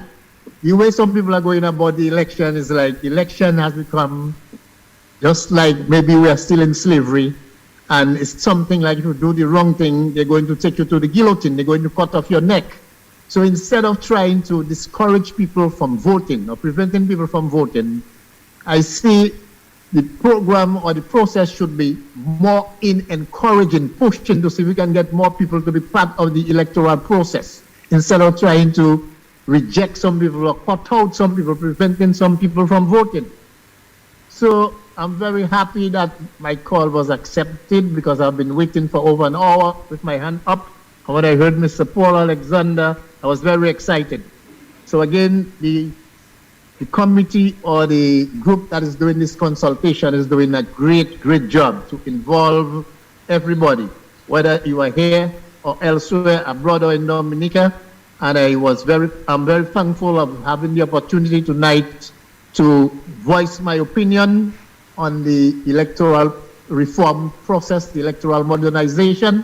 And I've heard the term about best practice being mentioned. So if we're going up by best practice, definitely you have to look at how other countries are doing it under the electoral modernization. Modernization means we are modernizing. We are not breaking down. We are not going back to the Stone Age or the Ice Age. We are in this modern age, the age of technology, where we can stay overseas and see what's happening in Dominica and connect. And I heard mention of Rosie Douglas saying there should be 2 virtual constituencies. While Rosie Douglas was Prime Minister, I invited him to St. Thomas. And at the meeting, he didn't mention nothing about virtual constituencies. Instead, he's going to push to see that Dominicans, wherever they live, instead of traveling to Dominica to vote, they can stay where they are and vote. They can reference to Santo Domingo. The Santo Domingo citizens or residents living in the U.S. Virgin Islands, when there's a presidential election in Santo Domingo, there are people who live in St. Thomas. They campaign, they do motorcades, they do rallies for the candidate they support in Santo Domingo. And on the day of election, the government of the U.S. Virgin Islands provides schools and auditoriums where they go and cast their votes. And then they mail these votes to Santo Domingo. I have friends in Grand Bay, where I come from, who are naturalized American citizens. And they retired in St. Thomas and they moved back to Grand Bay for over 15 years. And every election, they ask me to send them an absentee ballot that they vote and they mail it back to the electoral office in St. Thomas. So what is the problem with Dominicans who live abroad coming to Dominica to vote? And it's not only in Santo Domingo, in Iraq, after the overthrow of Saddam Hussein, the Iraqis who live in the United States, the United States government gave them areas, polling stations, where they can stay in the U.S. and cast their votes for the presidential candidate of their choice in Iraq. So in these modern times, we cannot be pushed back because we are diasporans, we are fully Dominicans. We did not say we are not taking part in what's happening in our country. We contribute full time, and some of us contribute even more than people who are living in Dominica. I'm not there to boast about what I've done or what I'm doing, but again, I want to thank you all for giving me the opportunity to express myself tonight, and you all are doing a great job. Keep it up. Thank you very much, Mr. Alexander, and my apologies for the delay, but we were trying to make sure that everybody gets an opportunity to share their views. So I thank you for being patient. I want to give the floor right now to Mr. Ambrose. Ambrose, can you unmute and take the floor, please? Go ahead. Thank you. Can you hear me? I can hear you clearly. Go ahead, sir. All right. Thank you. I really, truly appreciate you guys giving me a seat at this table. And as a diaspora, I totally oppose. I'm totally in opposition of those who are trying to put any restrictions on diasporans who've been out for a long time. And I find it ironic that when I listen to the responses of those who wish to disenfranchise people like me, It's just so obvious that it's just been cloaked in, in hypocrisy. Because if my memory serves me right, it was one particular party that basically started, going around canvassing and soliciting people in the diaspora to come and vote for them. And apparently it seems that when they open up Pandora's box, they're trying to put the genie back into the box. So my contribution basically is ready to ask the question, why try to remove or why try to restrict the diasporans from voting? I mean, as Laura just rightly just said, it seems like the diasporans, all of a sudden, we have become pariahs, not worthy of being a Dominican or participating in an electoral process. And the argument that the diasporans come down to vote and place a government on the backs of Dominicans that don't necessarily voted for that government, the insinuation. I mean, you can turn the argument goes both ways. You can say that the diasporans are concerned that rather than have a government on the back of their family members, those who are left back in Dominica, they would rather come back and participate in the political process and ensure that this party don't be the government on their relatives' back. It goes both ways. So in one instance, you could look at it that you might be looking at me as a fraud, that the reason that you're trying to disenfranchise me is because of fraudulent activities. But if memory serves me right, there has never been any recorded fraudulent elections in Dominica as far as I know. So if I'm not a pariah, if I'm not a fraudster, then why are you trying to remove me from the voters list or prevent me from participating in an electoral process if I choose to? Not everybody goes down. Not everybody participates. Now, to insinuate that basically that is what we're doing when you try to remove us from the voting from the list. I can give an example. A lot of people spoke about it this evening. My parents lived lived in the diaspora. They're both deceased. They weren't even cold in the ground. Their names were removed from the voters list. I didn't submit their name. So for those of talking about that it's not working or it's not functioning, it works because my parents, their names are no longer on the list.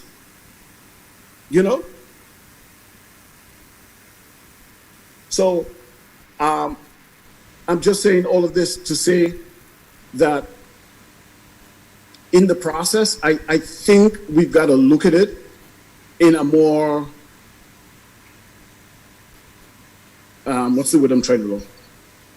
In a more sanitized approach to it. There was a caller before that talked about the unity of the brotherhood and how we all came together. And I think that was a very good point that he was making, because what seems to me change is the language change.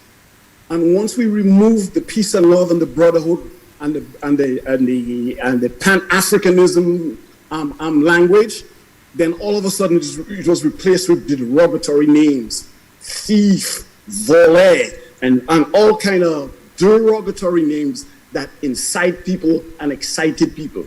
So when you move people away from talking about peace and love and my brother, there was a time when we were talking about bourgeoisie in Dominica, and a time when that just disappeared.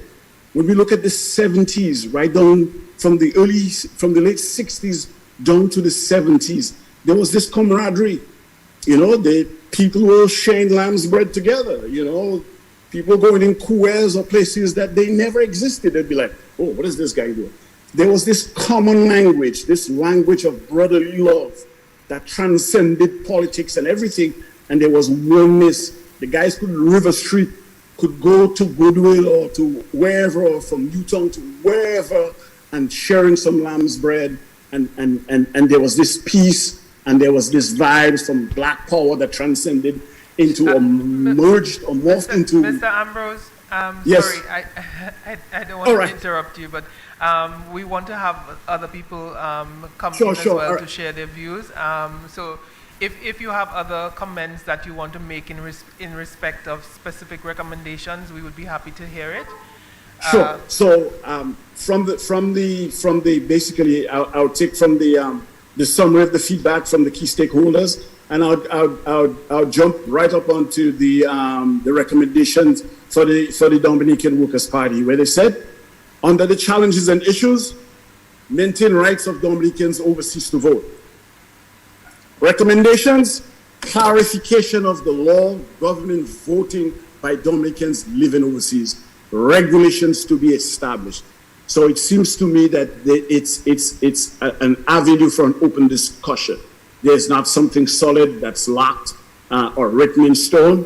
So I hope, in all sincerity, we can look at this and we can, based on all the contribution everybody has made this evening, that we can look at this, really comprehensively and cohesively and come up with the best resolutions for Dominicans at home and abroad. Thank you. Thank you, ma'am. Thank you for giving me the opportunity. I appreciate it.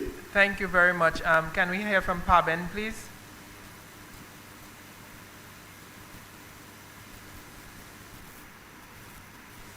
Unmute yourself and share your contribution. Go ahead. Okay, good night, Miss Francine Baron, good. And the rest of the folks on the panel. I left Dominica on Saturday via the, Roseau, all right? And when I entered into the place to pay the taxes, okay, I specifically told you that I have an American passport, but I'm a Dominican, so check my passport very well. He said, it doesn't matter whether you're Dominican or not. You have an American passport, so you have to pay an American fee. So I said, you're joking, right? He said, no. And to me, it's not a problem. I can pay any amount of money. It's not a problem. But the fact of the matter is, what I'm trying to say, why should I be forced to pay an American fee because I have an American passport? Isn't that disenfranchising me? That I have to pay an American fee with an American passport, and it's not a problem for me to come down and vote with an American passport? That was my issue. All right? So I argued over a little bit, but I still paid. Now, I have a few questions for you guys. With the reconfirmation, what would be the requirement if you come to the US or wherever part of the world that you go to reconfirm it? What would be the requirement to prove to you that I am qualified to be re-registered? You get my point?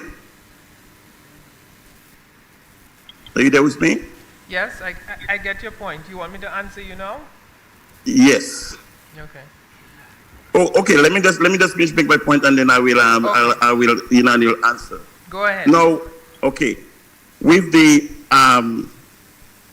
voters' identification card, okay, they said they were going to give a national ID card. In my view, a national ID card should be something that is mandatory for every citizen living in Dominica, because you need to be identified. But voter's ID card should be a requirement for somebody that wants to vote, because you can't force anybody to vote. People vote by their own will. If they want to vote, they vote. You understand what I'm trying to say?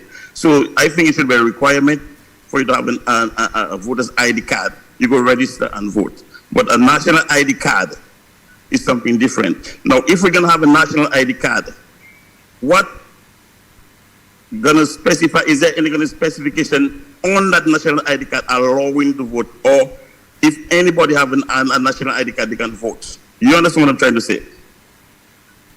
Do you understand my question? Can you repeat the specific question on voters' ID Okay. card? All right. If you have a national ID card, does it mean that once you have a national ID card, you can go vote, or is there any specific thing that's going to be implemented on the national ID card that's going to identify you as a voter? I think the answer to that is it has not been specified in what Sir Dennis has presented. It suggests that the chief registering officer would indicate what the requirements of the voter's ID card would be.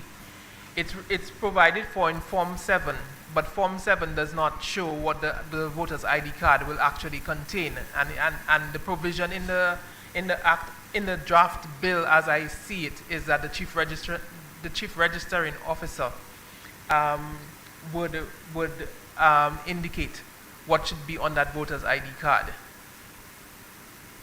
Okay, thank you very much for taking my call and expressing my views. I wish you guys all the best, okay? Thank you. Okay, just to respond to you on the confirmation part of it, I believe that would probably be decided by regulations of the commission, and I would expect that if you're going through confirmation, what most likely would happen is that you would, if you live outside of Dominica, you would be asked to show that within 5 years of the confirmation period that you have not been absent from Dominica. That's what I would expect that it would provide for. Okay, and my first point, am I disenfranchised by paying the American fee, or is it just a tax revenue to collect? Because I'm in Dominica ever so often. I've been in Dominica for twice this year, and hope November I might be in Dominica again, November, okay? And every site that I go to, I have to pay an American fee or a visitor's fee. That is a part of disenfranchising me. That means that you're not allowed. You don't live there, so you have to pay what the visitor pay. And if that's the case, Fabian, let me just. I think your point is understood, but let me just give you a different story. I've had the experience in the past of having a passport which is not a Dominican passport, and in the same circumstances as you, I was told, maybe I met somebody more kind than the person you met. I was told, since my passport indicates or a certain place of birth, so I think your passport, the U.S. passport, if you just presented the U.S. passport, the person would have to deal with you on that basis. If, as I understand it, the way it operates, if, however, you present yourself as carrying a U.S. passport, but, for example, you also have a Dominican passport, or your U.S. passport shows that you're Dominican, then my understanding is that you ought to be paying whatever it is a Dominican pays, because Dominica recognizes dual citizenship. But if you're only presenting yourself as an American, then obviously that's how you'd have to be treated. Well, Mr. Attorney General, I specifically mentioned it to her, and she told me it doesn't matter. But I don't want you to get me wrong that for paying the money. I have no issue in paying whatever money when it comes to my country. I'll give whatever I can to my country to help develop my country. It doesn't matter to me. But it's just the idea, the double standard. That's all I'm talking about. Right, but that's a different thing. All right, thank you very much, Francine. When you talk about disenfranchisement, you're talking about the fact that you have the franchise being, you have the right to vote. So when you disenfranchise, you're removing the right to vote. So the scenario you're speaking about, you would not be disenfranchised. Okay? Okay. All right, thank you, Francine. Good night. Thank you, sir. Can we have Florencia Scotland, please?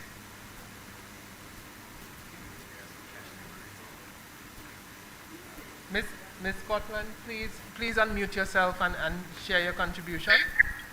Yes, hi, good night to all. Good night. You have a bit of feedback. I realize that. Yes. Okay. My name is Florencia Scotland. I'm in New Jersey at the moment. I also have a residence in Dominica. Now, on the voter's ID, I understand they can have a voter's ID with information about the individual. And in case they do not have that voter's ID when they come to vote, I believe they can use any approved photo government issued ID. On the process of the 5 year, that they should restrict you from the voters list, I don't think they should remove anybody from the voters list because we are all citizens of Dominica. America don't remove their people from the list. Instead, they can have an absentee ballot sent to the people that's residing in America or elsewhere in the diaspora so they can contribute and vote if they choose to do. Now, those that are coming up 5 years, if you know you need to vote or you're interested in voting, it's your choice. But 4.5 years or close to the 5 year, you show your interest that you want to vote. And they should have a database to update this person or these people's voter status. That's how I see it, because we cannot remove our names or anybody like my grandparents, aunties, uncles, because these people came for survival. They didn't just get a ticket and run to America or run to England because it was nice over there. They went to Dominica, was so nice, and they just stepped into another gold mine. No, they went because it was almost refugee, always a disaster. Something chases these people away, and they had to move for survival. Their intentions are not to stay up here, because I speak to many people across the states, New York, New Jersey, Pennsylvania, you know it. I'm in contact with many. And many people are saying they want to go back home to vote to make a difference, but they are unable to because of the status of their condition up here. Some people can hardly pay their rents. Some people are fortunate so they can stay here and say, oh, take their names off. These people don't want to be here, but the parents brought them up here and they end up staying up here. Most of them want to be back home. They want to participate. So there should be a way where they can have them update their status so they can vote when the upcoming election comes. And those that are already on the list, find a way in a database to have these people get an absentee ballot so they can vote and so they can show their interest and put a part of their self in Dominica, because most of them have their lands, they have their property, they have their children, they have their status in Dominica. So that's my take on it. Thank you very much, and thank you for accepting my call. Have a blessed night. Thank you very much. We have two other persons who have been waiting for a very long time, so we want to hear from them, and then we're going to have to call it to a close. There is somebody who is registered as Google Pics.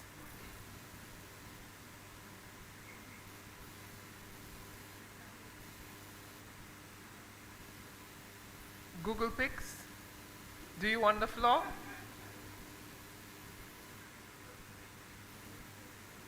You muted? If you can unmute.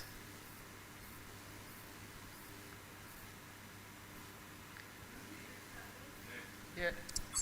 Yes, good night. Right, good night. You please let us have your name, please. Okay. Francis, yes, I am Hamilton Victor Joseph.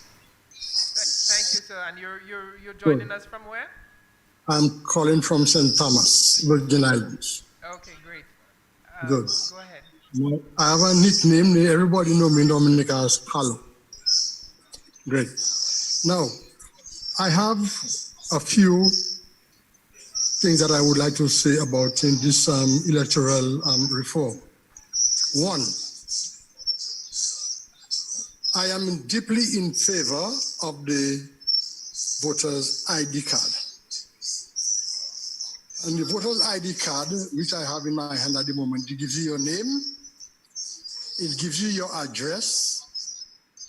It even gives you, there's an area where it gives you, you can put which party you're affiliated with.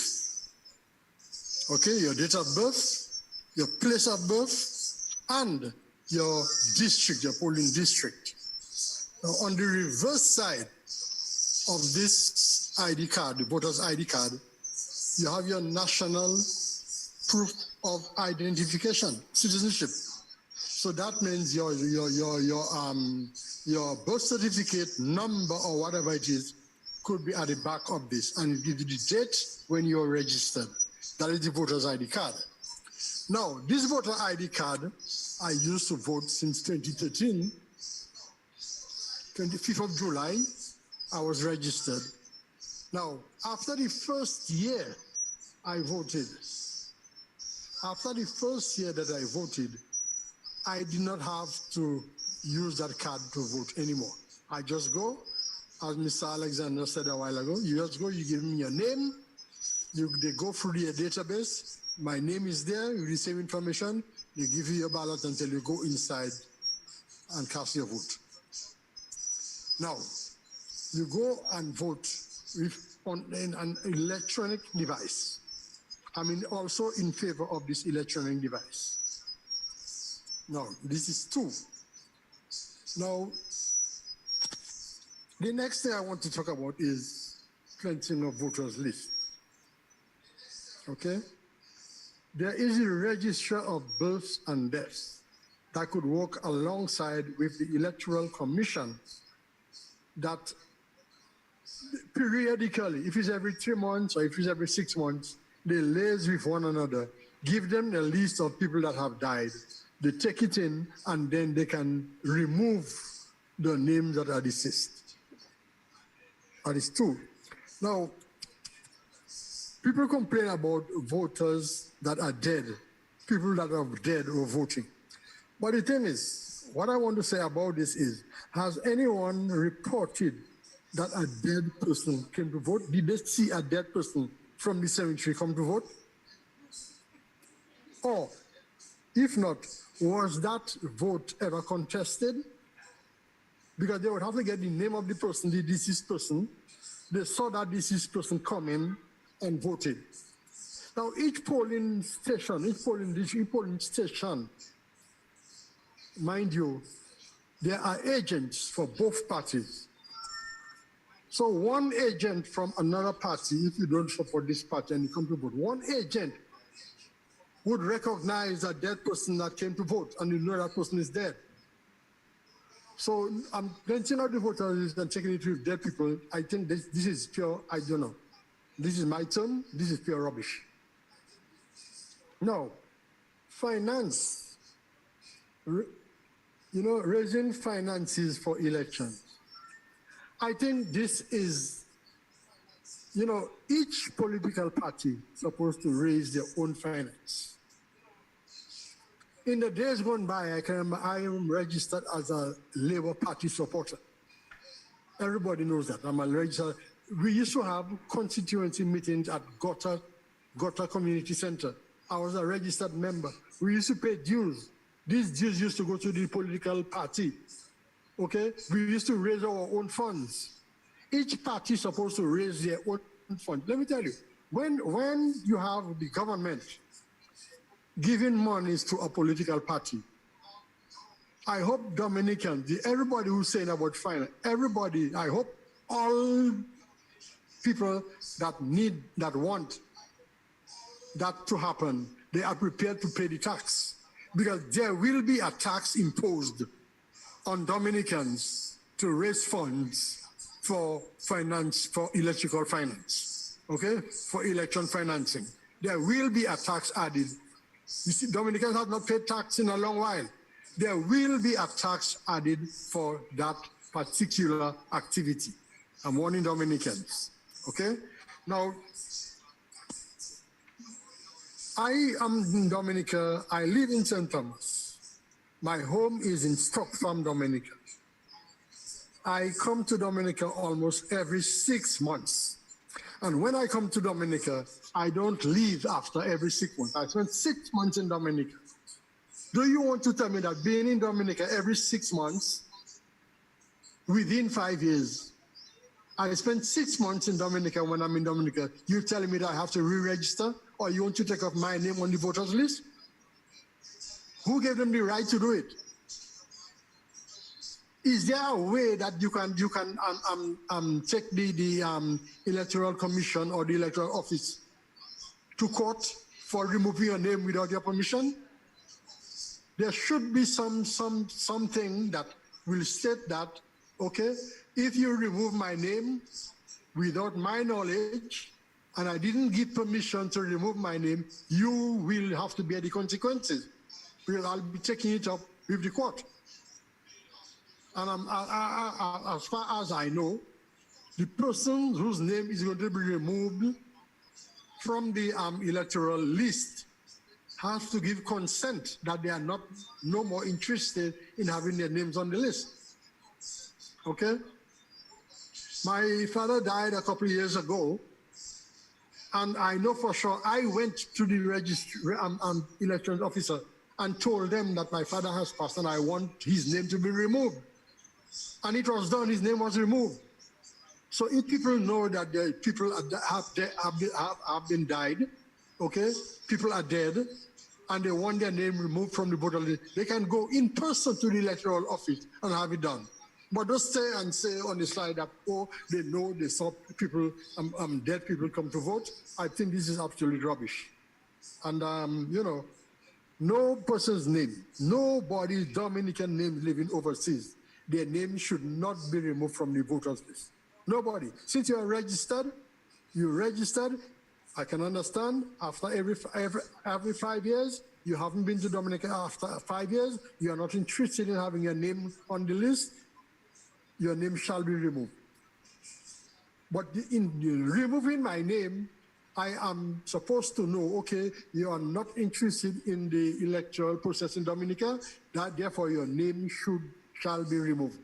The person's name that is going to be removed should also be informed. Those are my little things that I wanted to talk about. Thanks for taking my call. And I will be listening. I will go to the website, and then any other thing that I see that I want to contribute to, I will do it. Good night. Thank you very much. Thank you very much, sir. And there is a process in place for removing persons from the register that allows for an opportunity to be heard. As I said, the report is available online, so you can have a look at it to see what it says. And if you also have other issues, you can also send your comments in as well. Someone Okay? sent me the link for the website. I will go for it. Thank you very much. Okay, lovely. Thank you very much. Our last contributor for this evening is Ricardo. Ricardo, please unmute yourself and come in to share your thoughts with us. Hi, good evening. Good evening. Can you hear me clearly? I can hear you clearly. Go ahead, sir, please. All right. My name is Ricardo. I'm from Wesley. I am calling in connection with everybody's talking about. I think that the voters list should be updated or cleansed as they're referring to it, and I also believe that we have my God, the wording. I'm trying to get there in the oh my God, I can't get myself together here right now. Where we have like the process of the 5-year process. How does that really work? Is there a way knowing that a person hasn't been in Dominica for 5 years, and how do we figure that out and get the people off the list? Or is there the legitimacy of somebody being on the list? That's my question. How do we figure out the legitimacy of somebody being on the list? And can we do the voters card, the voters ID card? That's my contribution for tonight. Sorry, I didn't get your point about the voters ID card. What did you say about it? I think it would be a very good idea or initiative to start to do that, in the sense of having people come in and register to get the voters ID card, so that we can now have a process to where we know that everybody who's voting is the ones voting. Because I keep hearing people saying about the dead people voting, stuff like that. I don't think dead people have been voting, but at the same time, to curb everybody's qualm about this thing happening, give them that opportunity to see that, well, yeah, this is not really happening, and you're losing legitimately, or you're losing because you're not adequately prepared for the elections kind of process. Right. Thank you very much for that, Ricardo. On the question of the removal of, sorry, I think you spoke about the 5 year, the 5 year Yes. period. Right. In the legislation as currently exists, if you have been absent from Dominica for a period exceeding 5 years, you're liable to be removed from the register. And so an objection can be raised to the continuation of your name on the register. It should be investigated by the Electoral Office, and if it's determined that you have in fact been absent from Dominica in excess of 5 years, then your name can be removed from the register. In the new bill that has been proposed, it includes a provision where the Electoral Office can write to the Chief of Police to determine whether, through the records of the Immigration Department, a particular person has been out of Dominica in excess of 5 years. Thank you. The Attorney General has passed me the actual provision. It says that in exercise of functions assigned under any law relating to immigration, the Commissioner of Police, on receipt of a written request from the Chief Registering Officer for information concerning the absence from Dominica of any person, as mentioned in sections 12B2, 13.4b, and 15.3b, shall supply the information forthwith and in any event not later than 10 days from the date of the request. So if there is an allegation that somebody has been absent from Dominica in excess of 5 years, that can be verified by looking at the immigration records, and a request can be made to the Commissioner of Police, and the information would have to be supplied. This provision is not currently in the law. This is a provision that is proposed in the legislation that has been put forward by Sir Dennis. I thought I heard about that before, though, a long time ago, that people had to be in Dominica for more than 5 years or less. No. That part is currently the law. The process is of removing is made a little bit clearer in the proposed legislation.